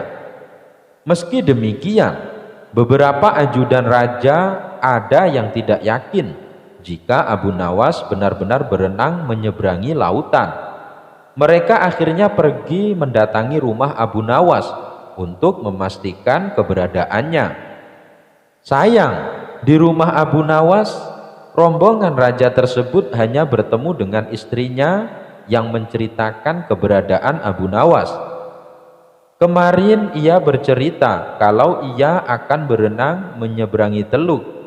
Dia berkata bahwa Yang Mulia memerintahkannya melakukan demikian. Sebenarnya saya tidak tega membiarkannya pergi karena saya tahu ia bukan perenang yang baik, kata istrinya dengan nada sedih. Sejurus kemudian salah seorang pegawai istana datang kepada Baginda Raja dan menyampaikan sebuah kabar bahwa Abu Nawas telah ditemukan oleh nelayan.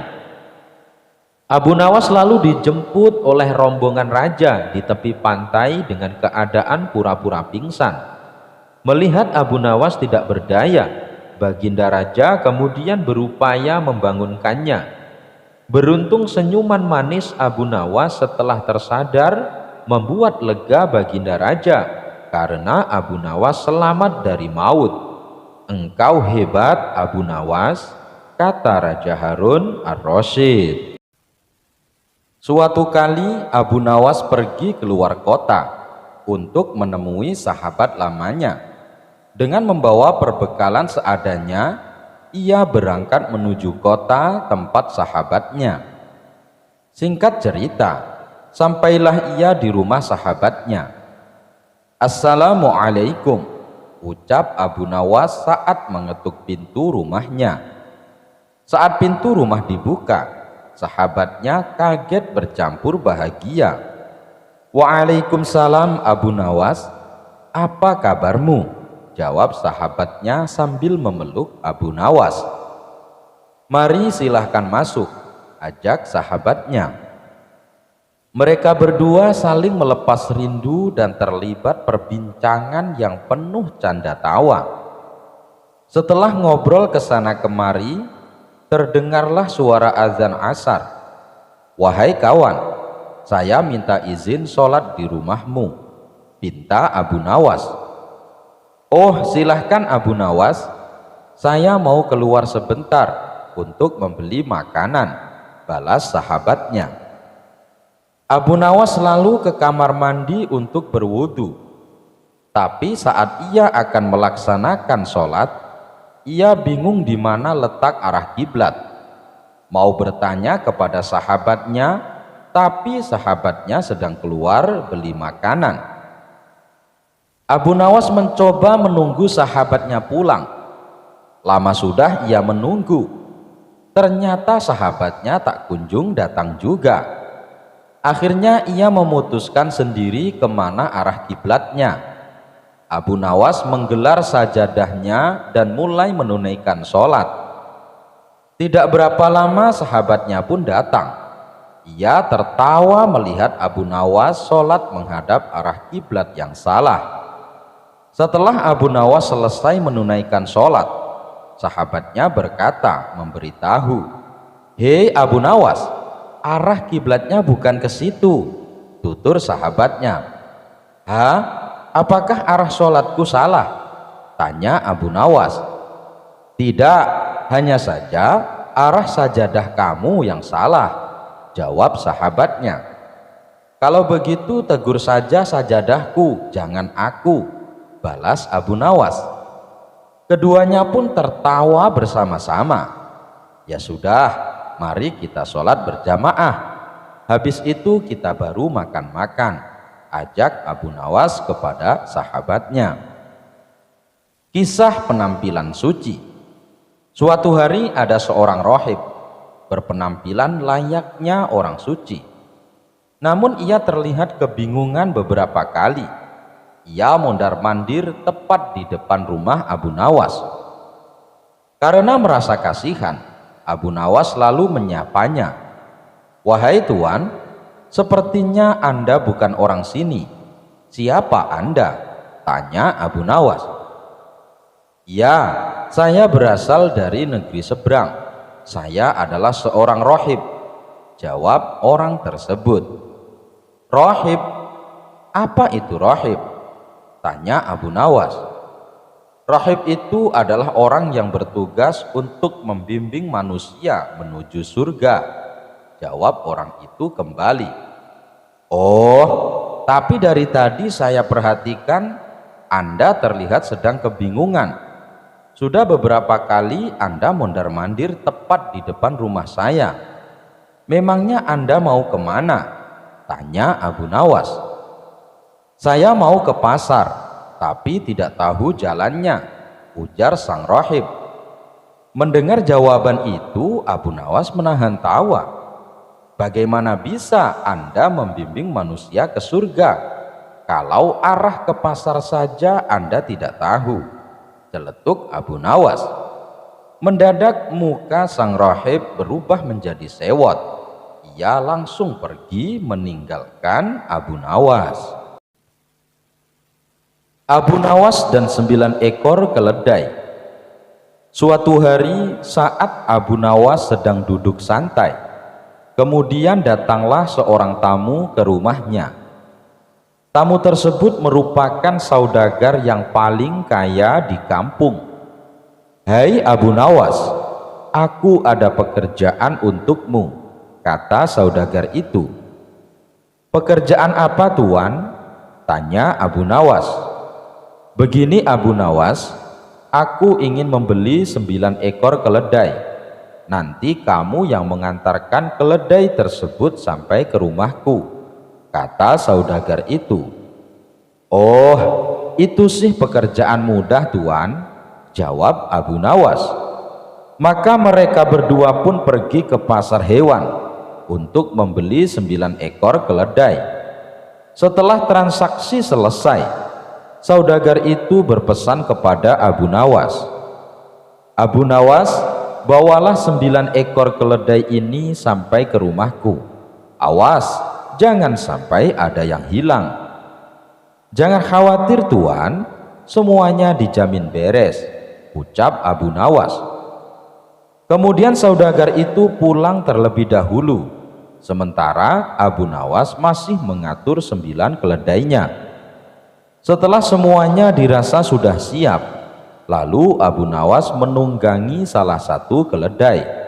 Kemudian dia pun pergi berjalan. Di tengah perjalanan, muncul dalam benak Abu Nawas untuk menghitung keledainya, dan dia pun kaget. Ternyata keledainya berjumlah 8 ekor. "Bukankah waktu berangkat ada 9 ekor? Kenapa hilang satu? Jangan-jangan salah satu keledainya ada yang terpisah," kata Abu Nawas mulai cemas. Lantas Abu Nawas turun dan mencari keledainya yang hilang. Ia mencari ke sana kemari, namun tak menjumpai apapun. Abu Nawas mencoba menghitung keledainya kembali. Ternyata keledainya utuh 9 ekor. "Berarti tadi aku salah menghitung," kata Abu Nawas dalam hati. Abu Nawas pun kembali menunggangi keledainya dan menggiring semua keledai untuk melanjutkan tugasnya. Selang beberapa saat, Abu Nawas berpikir untuk menghitung kembali jumlah keledainya. Kenapa jumlah keledainya menjadi 8 ekor lagi? Lelucon macam apa ini? Aku dipermainkan oleh keledai, pikir Abu Nawas. Terpaksa Abu Nawas turun dari punggung keledainya, lalu menghitungnya kembali. Anehnya jumlah keledai menjadi utuh 9 ekor. Abu Nawas hampir saja gila. Dia berpikir ada seseorang yang sengaja mempermainkan dirinya. Dia pun bersembunyi di balik semak sambil mengintip 9 ekor keledainya. "Sekarang aku mau melihat bagaimana seekor keledai bisa hilang," ucap Abu Nawas. Namun usahanya sia-sia. Telah menunggu lama, jumlah keledainya tetap berjumlah 9 ekor. Abu Nawas pun memutuskan melanjutkan perjalanan. Ia menaiki keledainya dan menggiring 8 ekor keledai di depannya. Saat Abu Nawas di atas punggung keledai, ia mencoba menghitung lagi jumlah keledainya. Sungguh aneh, jumlahnya menjadi 8 ekor lagi. Kenapa bisa begini? Ucap Abu Nawas mulai stres. Tiba-tiba datanglah lelaki tua dan menghampiri Abu Nawas. "Hei Abu Nawas, sepertinya kamu sedang kebingungan," sapa kakek tua. "Aku heran dengan keledai-keledai ini," balas Abu Nawas. "Bagaimana bisa ada seekor keledai yang hilang lalu muncul kembali?" lanjut Abu Nawas. Lelaki tua itu faham dengan apa yang menimpa Abu Nawas. Dia pun tertawa dan berkata, "Sini turun, dari keledaimu dan hitung berapa jumlah keledaimu, kata kakek tua itu. Nawas turun dan kembali menghitungnya. Iya benar kek, jumlahnya ada 9 ekor, ucap Abu Nawas. Sekarang pulanglah dan giring semua keledaimu. Jangan biarkan khayalanmu menguasaimu, kata kakek tua. Abu Nawas mengikuti kata kakek tua tadi dan segera melanjutkan perjalanan. Lagi-lagi saat Abu Nawas menaiki keledainya, ia menghitung jumlah keledai yang digiring. Jumlahnya hanya 8 ekor. Abu Nawas langsung berteriak minta tolong pada si kakek tua. Lihatlah kek, aku tidak berkhayal, jumlahnya menjadi 8 ekor, kata Abu Nawas. Hei Abu Nawas, kamu hanya menghitung keledai di hadapanmu, sementara keledai yang kau tunggangi tidak dihitung. Ya jelas saja jumlahnya hanya 8 ekor, kata kakek tua kembali tertawa. Abu Nawas seketika kembali menyadari kelalaiannya. Ternyata sepandai-pandainya orang atau secerdik-cerdiknya orang, suatu saat pasti akan merasakan kelalaian. Menghitung kematian tahanan. Kisah ini dimulai dengan diadakannya hajatan besar-besaran di negeri 1001 malam. Tersebutlah nama Raja Harun ar-Rasyid yang punya niat untuk merayakan pesta hari jadi kerajaan. Raja berniat untuk merayakan pesta bersama dengan rakyatnya, dan hari yang dinantikan telah tiba. Rakyat telah berkumpul di depan pendapa kerajaan. Beberapa saat rakyat menunggu, akhirnya sang raja mengeluarkan beberapa patah kata sambil berdiri.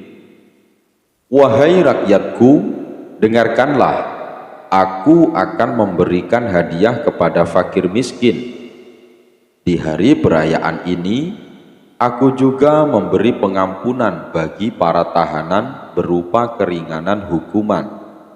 Mereka yang telah menjalani hukuman penjara mendapatkan remisi selama setengah dari masa hukuman yang belum ia jalani, seru raja di hadapan rakyat.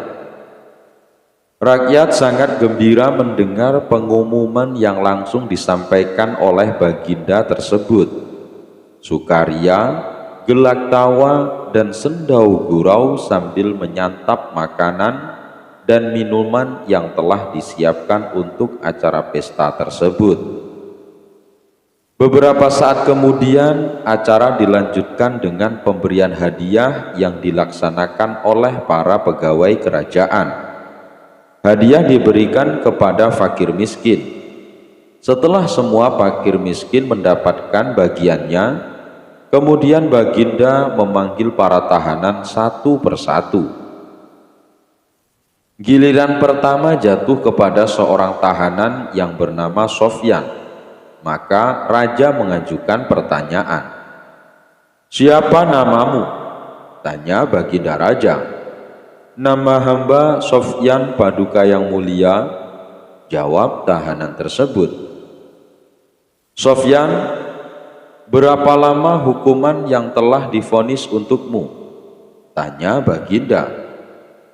Hamba divonis selama 2 tahun penjara Paduka yang mulia, jawab Sofyan. Berapa lama kamu sudah melewati hukuman itu? Tanya raja lagi. Hari ini terhitung 1 tahun baginda, jawab Sofyan. Ketahuilah, sisa hukuman yang harus kamu jalani mendapatkan remisi sebanyak setengah dari masa yang belum kamu lewati di penjara. Jadi kamu hanya menjalani hukuman selama 6 bulan saja di penjara, ucap raja secara tegas. Selanjutnya, tahanan kedua dipanggil menghadap ke depan. Dengan panggilan apa aku menyebutmu? Tanya baginda raja. Saya dilahirkan dengan nama Ali Paduka, jawab tahanan kedua. Berapa tahun hukuman yang telah dijatuhkan kepadamu, Ali? Tanya raja. Dengan wajah sendu, haru dan sedih, Ali pun menjawab, hamba divonis hukuman seumur hidup, Paduka, jawab Ali penuh ratapan. Sontak saja raja gelagapan dan bingung untuk memberi keputusan. Dalam kebingungan, raja segera teringat kepada Abu Nawas yang sangat cerdik. Maka Abu Nawas pun dipanggil untuk maju ke depan. Tidak begitu lama, Abu Nawas yang ikut hadir di acara itu segera maju ke depan untuk menghampiri Baginda. Wahai Abu Nawas, aku sebagai raja kalian harus bertindak adil terhadap keputusanku. Aku harus memberi keringanan hukuman kepada Ali. Namun, bagaimana aku tahu sisa umur Ali? Sekarang beri aku nasihat terbaikmu. Bagaimana caranya mengampuni Ali terkait sisa masa tahanannya, tutur Baginda Raja. Menghadapi permasalahan ini, Abu Nawas pun ikut bingung. Abu Nawas benar-benar kehilangan akal. Kali ini dia tidak tahu berapa sisa umur Ali. Hamba minta tenggang waktu untuk menyelesaikan masalah ini, tuanku, ucap Abu Nawas pada akhirnya. Raja langsung menyanggupi permintaan Abu Nawas. Raja memberi kesempatan bagi Abu Nawas untuk memikirkan masalah ini. Namun, waktu yang diberikan kepada Abu Nawas tidaklah lama, cuma sehari semalam saja. Esok pagi, Abu Nawas harus mampu memecahkan masalah ini. Gong pun berbunyi sebagai pertanda bahwa peserta hari ini telah usai. Diumumkan kepada rakyat bahwa besok akan ada lagi pesta hari kedua. Maka rakyat pun bubar untuk pulang ke rumah masing-masing.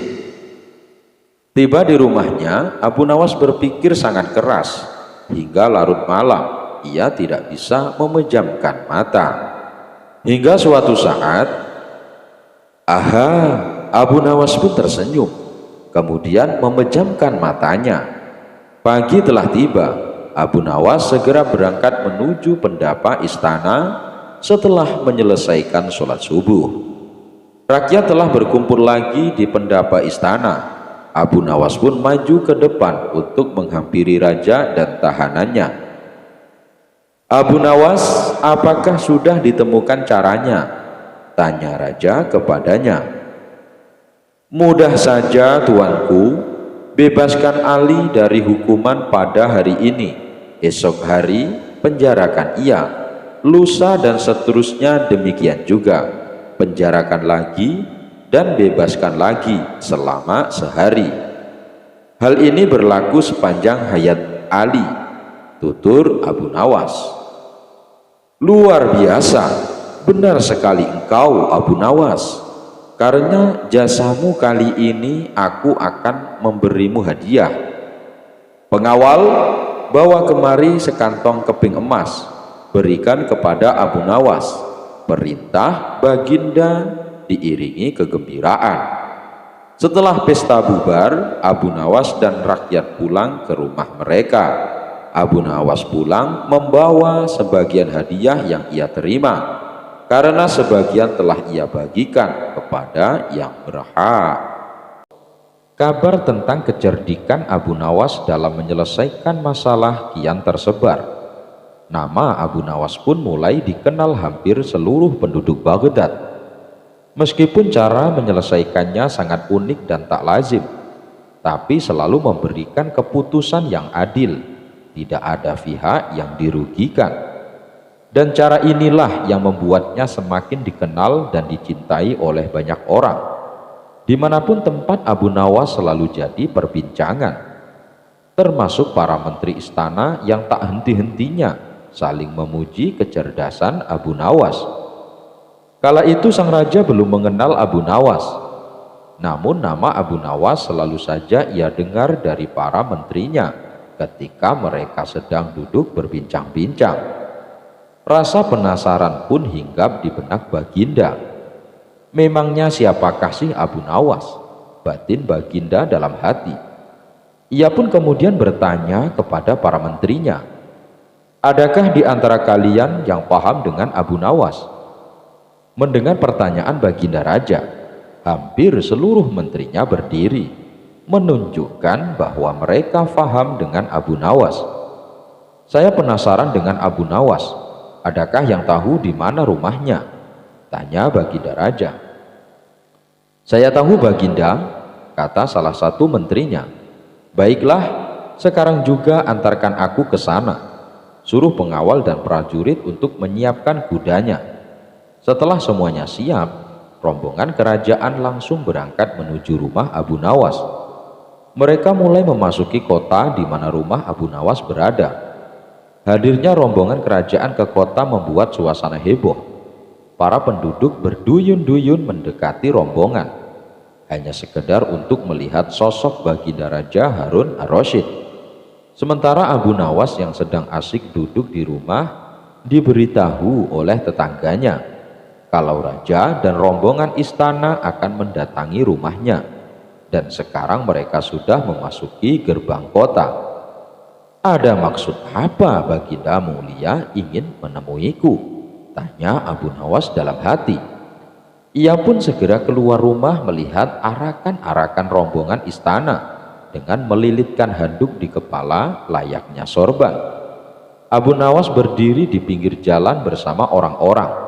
Wajarnya kalau sorban bahannya pakai kain, tapi Abu Nawas malah memakai handuk untuk dijadikan sorban. Ya, namanya saja Abu Nawas. Kalau tidak gokil bukan Abu Nawas namanya.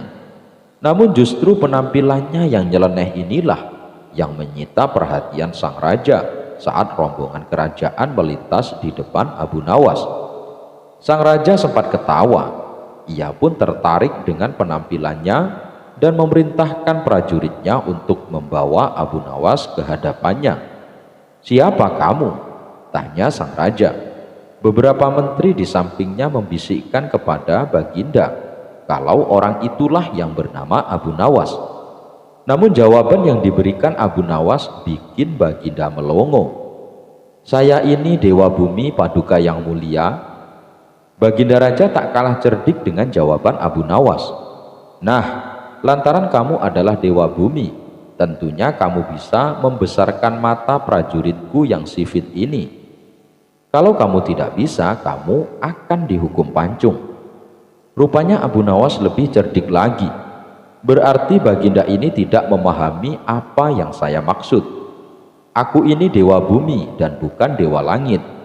Kalau memang Baginda menginginkan agar mata prajurit yang sipit itu jadi besar, seharusnya Baginda meminta pertolongan kepada Dewa Langit. Karena dialah yang mengurus segala masalah dari pusar ke atas. Urusanku adalah segala yang berkaitan dengan bagian pusar ke bawah. Karena aku ini adalah Dewa Bumi, jelas Abu Nawas. Setelah itu Raja Harun berbincang-bincang dengan Abu Nawas. Beberapa lamanya berbincang. Raja sangat terkesan akan kebijaksanaan yang dimiliki oleh Abu Nawas. Beberapa hari kemudian sang raja memerintahkan prajuritnya untuk membawa Abu Nawas ke istana. Sejak saat itulah antara Baginda dan Abu Nawas menjalin keakraban. Abu Nawas sering bolak-balik disuruh ke istana hanya sekedar untuk menghibur Baginda Raja. Suatu hari saat Abu Nawas berada di istana bersama Baginda Raja, Abu Nawas diberi tantangan. Ia harus membagi 5 butir telur secara adil untuk 3 orang. Syaratnya telur tersebut tidak boleh dipecah. Kemudian datanglah istri sang raja membawakan 5 butir telur di hadapan Baginda dan Abu Nawas. Aku ingin tahu sampai di mana kecerdasanmu. Kamu bagi 5 telur ini untuk kita, harus dengan adil. tapi telur ini tidak boleh dipecah. Lalu Abu Nawas pun mengambil 5 butir telur tersebut dan berkata, "Paduka yang mulia, ini sebutir telur untuk Baginda, sebab Baginda sudah mempunyai 2 butir. Untuk saya juga sebutir telur, karena saya sudah mempunyai 2 butir. Sedangkan yang 3 butir ini untuk istri Baginda, sebab dia tidak punya sebutir pun." Sejenak Baginda Raja terdiam. Ia masih bingung dengan maksud Abu Nawas. Namun begitu sang raja menyadari maksud ucapan Abu Nawas, ia pun langsung tertawa terbahak-bahak bersama sang permaisuri. "Kamu memang cerdas, Abu Nawas. Ini ada hadiah untukmu karena telah berhasil membuat kami terhibur." Abu Nawas berhasil bikin ikan bisa terbang. Beberapa hari terakhir raja begitu gembira. Baginda Raja dihadiahi seekor ikan yang indah dari seorang sahabat yang berada di negeri seberang. Ikan tersebut dilepas dalam kolam dalam istana. Keberadaan ikan ini membuat hati Baginda Raja merasa terhibur. Saat merasa jenuh, sang raja duduk di dekat kolam sambil memandangi ikan yang cantik itu. Lama-lama rasa bosan pun muncul dari sang raja. Dalam pikiran pun mulai menghayal hal-hal yang tidak mungkin terjadi. Andaikan ikan ini bisa terbang, pasti lebih asyik, pikir Baginda Raja. Hayalan Baginda Raja ini pun dicetuskan kepada seorang menteri yang selalu setia mendampinginya. "Wahai menteri, apakah mungkin ikan ini bisa terbang?" tanya Baginda Raja. "Mohon ampun yang mulia, saya kira itu sesuatu yang mustahil, Paduka. Ikan tidak ada sayap seperti burung," jawab menterinya. "Bagaimana dengan orang-orang sakti? Apakah mereka bisa membuat ikan ini bisa terbang?" tanya Baginda Raja. Namun lagi-lagi menteri menolak hayalan Baginda Raja dengan alasan habitat ikan ada di air, tidak mungkin bisa terbang seperti burung.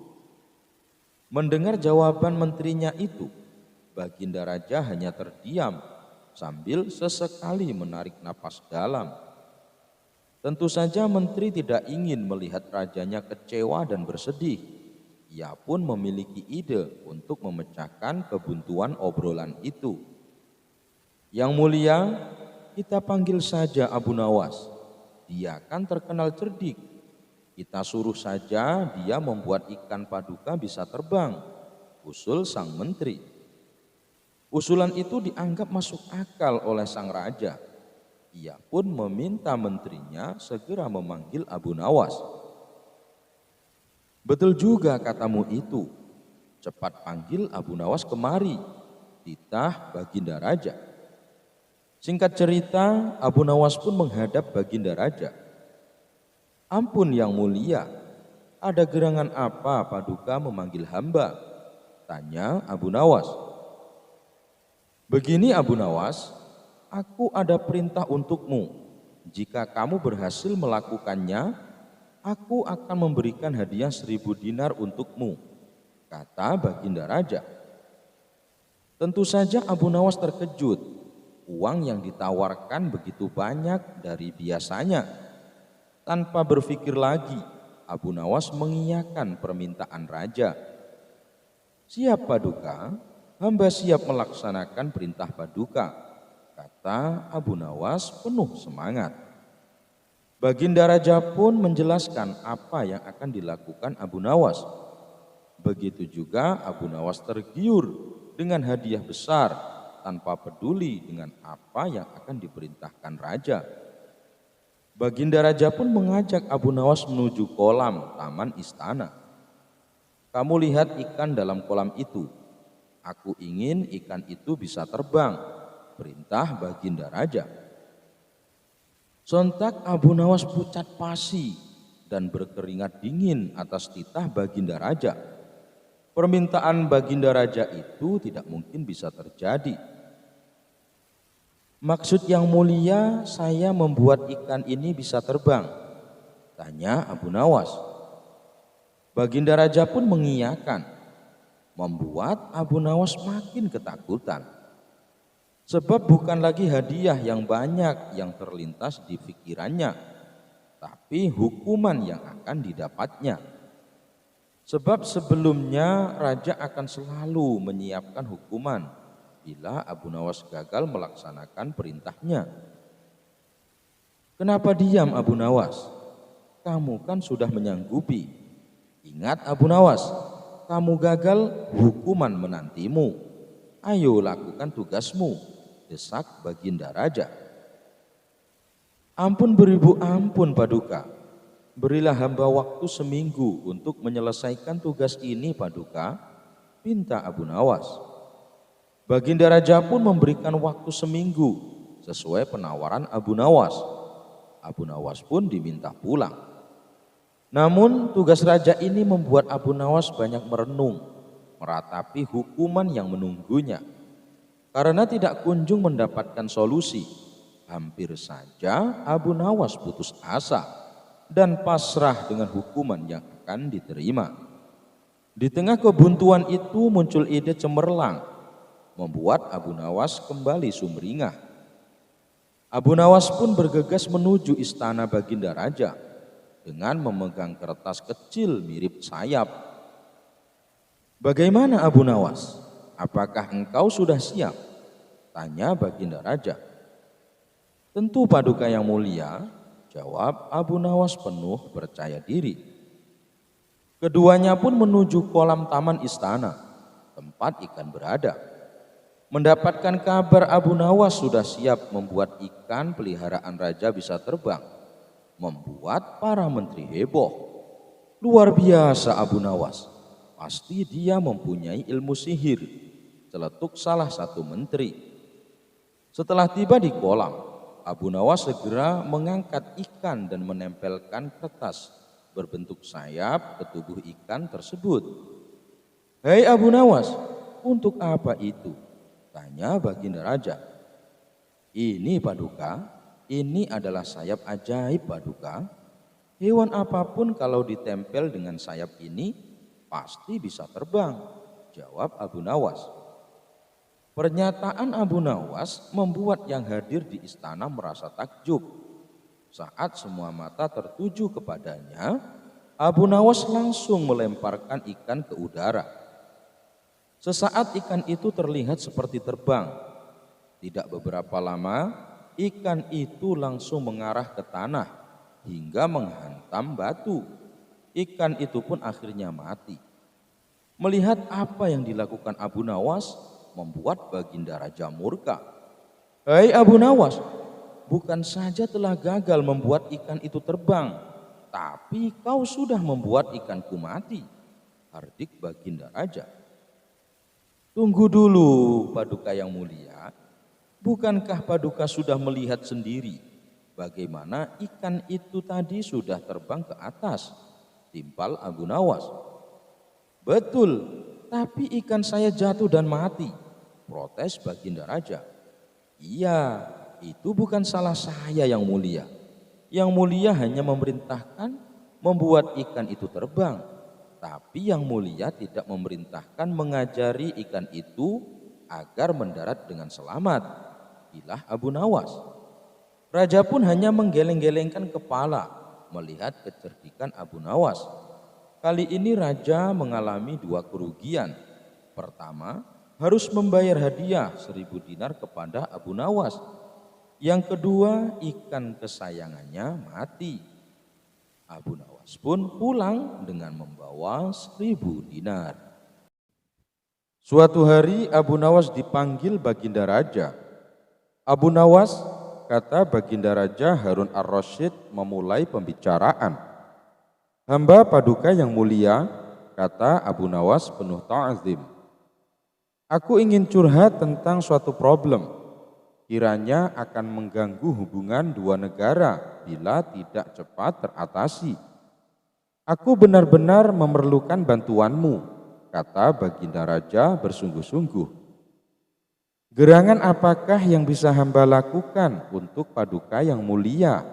Tanya Abu Nawas. Ketahuilah bahwa beberapa hari yang lalu aku mendapat kunjungan kenegaraan dari negeri sahabat. Kebetulan rajanya beragama Yahudi. Raja itu adalah sahabat karibku. Begitu dia berjumpa denganku, dia langsung mengucapkan salam secara Islam, yaitu Assalamualaikum, kesejahteraan buat kalian semua. Aku tak menduga sama sekali, tanpa pikir panjang, aku menjawab sesuai dengan yang diajarkan oleh agama kita, yaitu kalau mendapat salam dari orang yang tidak beragama Islam, hendaklah engkau jawab Wassalamualaikum, kecelakaan bagi kamu. Tentu saja dia merasa tersinggung. Dia menanyakan mengapa aku tega membalas salamnya yang penuh doa keselamatan dengan jawaban yang mengandung kecelakaan. Saat itu sungguh aku tidak bisa berkata apa-apa selain diam. Pertemuanku dengan dia selanjutnya tidak berjalan dengan semestinya. Aku berusaha menjelaskan bahwa aku hanya melaksanakan apa yang dianjurkan oleh ajaran agama Islam. Tetapi dia tidak bisa menerima penjelasanku. Aku merasa bahwa pandangannya terhadap agama Islam tidak semakin baik, tetapi sebaliknya. Dan sebelum kami berpisah, dia berkata, rupanya hubungan antara kita mulai sekarang tidak semakin baik, tetapi sebaliknya.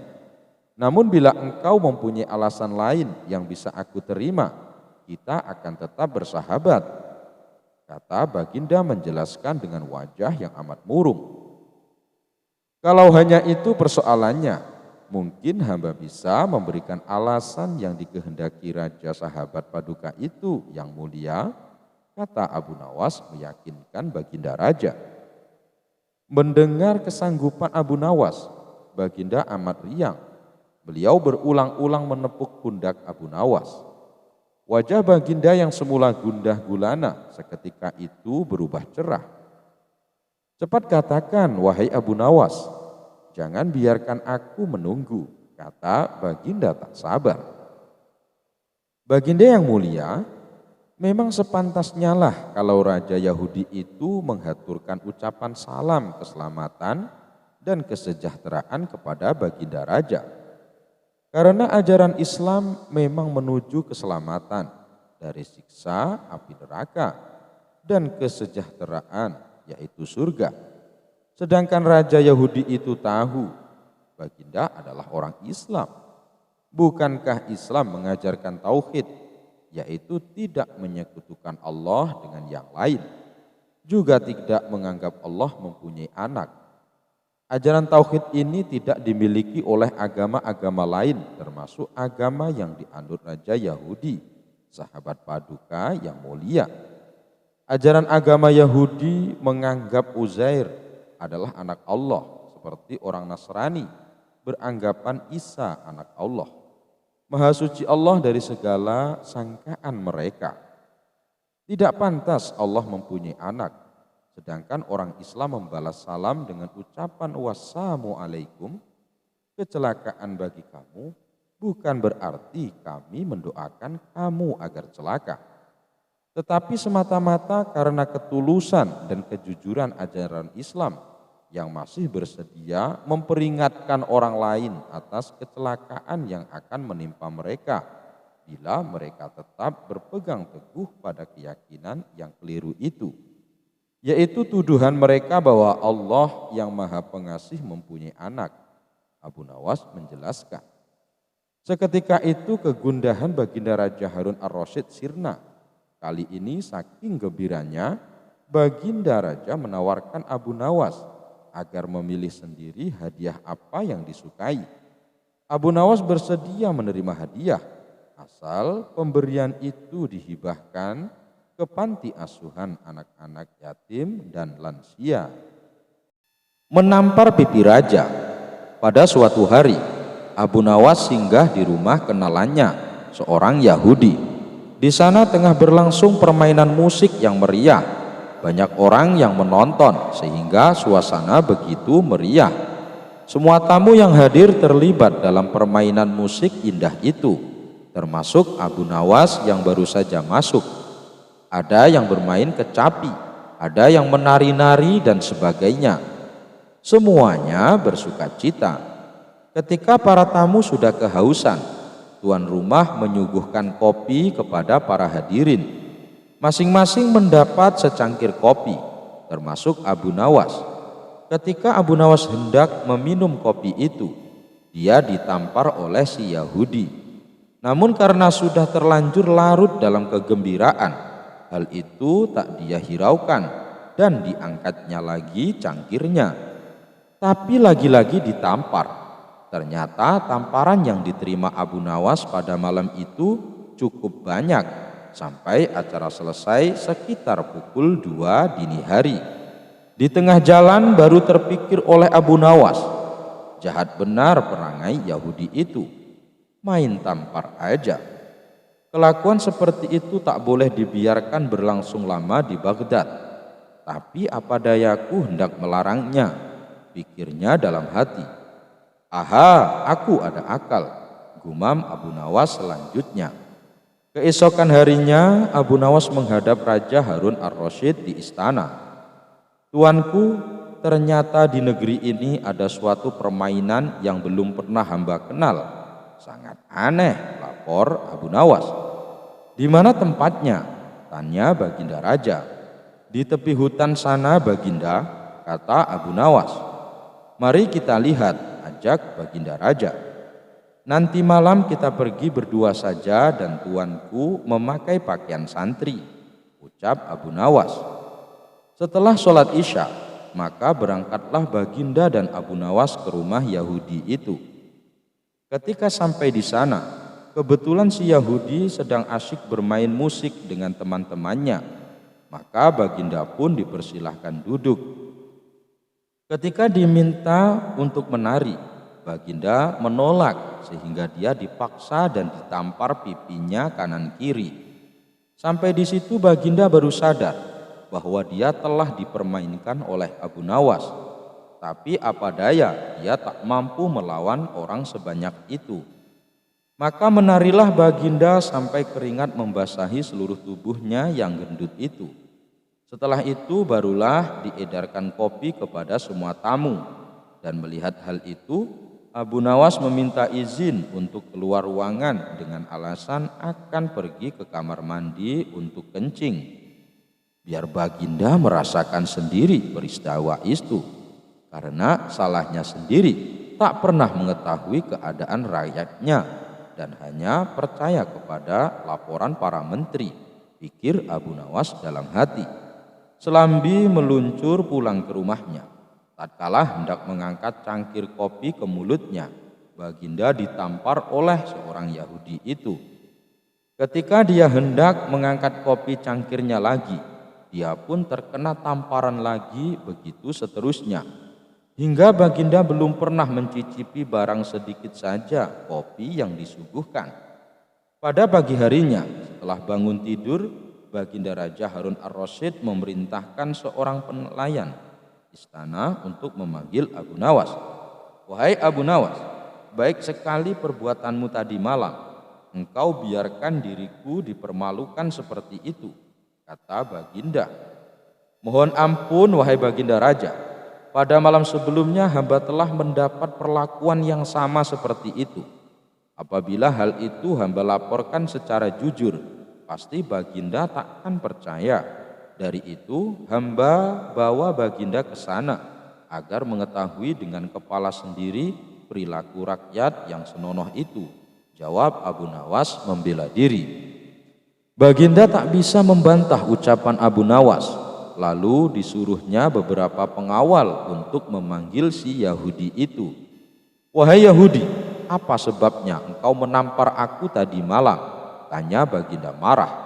Wahai tuanku, sesungguhnya hamba tak tahu jika malam itu adalah tuanku. Jika sekiranya hamba tahu, hamba tak akan berbuat seperti itu, jawab si Yahudi membela diri. Apa adanya, pembelaan Yahudi tak disetujui oleh Baginda karena menampar orang termaksud perbuatan maksiat, dan Baginda harus mengambil tindakan tegas. Karenanya, sekarang terimalah pembalasanku, kata Baginda. Ampunilah hamba tuanku, ucap si Yahudi. Segera saja Baginda memerintahkan para prajurit untuk memasukkan si Yahudi ke dalam penjara. Sejak saat itu Raja Harun ar-Rasyid amat memperhatikan rakyatnya. Dia berterima kasih atas laporan yang diberikan oleh Abu Nawas tersebut. Al-Kisah, di suatu malam, kepala keamanan kerajaan beserta beberapa pengawalnya melakukan patroli di jalanan kota Baghdad. Di tengah patroli mereka tak sengaja memergoki Abu Nawas sedang mabuk-mabukan dan omongannya meracau tak jelas. Melihat kondisi Abu Nawas yang sudah mabuk berat, komandan prajurit memerintahkan pengawalnya untuk menggelandang Abu Nawas ke pos keamanan dan menahan Abu Nawas semalaman hingga ia sadar kembali keesokan harinya. Esok paginya ketika Abu Nawas sudah sadar kembali, sang komandan menyampaikan berita ihwal ditangkapnya Abu Nawas kepada Khalifah Harun ar-Rasyid. Mendengar berita ditangkapnya Abu Nawas, Khalifah Harun ar-Rasyid lantas memerintahkan sang komandan polisi untuk menghadirkan Abu Nawas di hadapannya.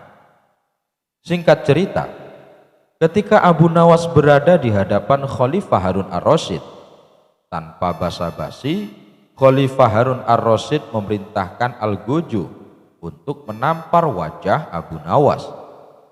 Namun apa yang terjadi? Ternyata Al-Gojo yang diperintahkan menampar Abu Nawas memiliki fisik yang tidak begitu tinggi, sehingga untuk menampar wajah Abu Nawas saja ia tak mampu. Sadar diri akan kondisinya, lantas Al-Gojo itu pun berkata, "Menunduklah wahai Abu Nawas, hingga aku bisa menamparmu." Mendengar permintaan Al-Gojo, Abu Nawas pun tak kehabisan akal. Dengan nada sedikit mengejek, Abu Nawas berkata, "Ya Tuhan, malah sekali kau ini. Apa kau ingin mengundangku makan, sehingga aku harus menundukkan badanku?" Mendengar ejekan dari Abu Nawas, Al-Gojo itu pun lantas menimpali, "Demi Tuhan, jika aku setinggi Aun bin Anak, orang yang masyhur dengan tinggi badannya waktu itu, maka sudah dari tadi kau kesakitan karena tamparanku." Mendengar ocehan Al-Gojo, Abu Nawas lantas mengejeknya kembali, "Nyatanya tak sedikit pun tanganmu menyentuh wajahku." Hahaha. Mendengar celotehan dari dan ejekan Abu Nawas kepada Al-Gojo, Khalifah Harun ar-Rasyid pun tertawa terpingkal-pingkal dan kemudian memerintahkan Al-Gojo untuk meninggalkan Abu Nawas. "Wahai Al-Gojo, tinggalkan Abu Nawas. Aku sudah memaafkannya." Akhirnya Abu Nawas pun tak jadi mendapatkan hukuman. Dia malah mendapatkan maaf dari Khalifah Harun ar-Rasyid.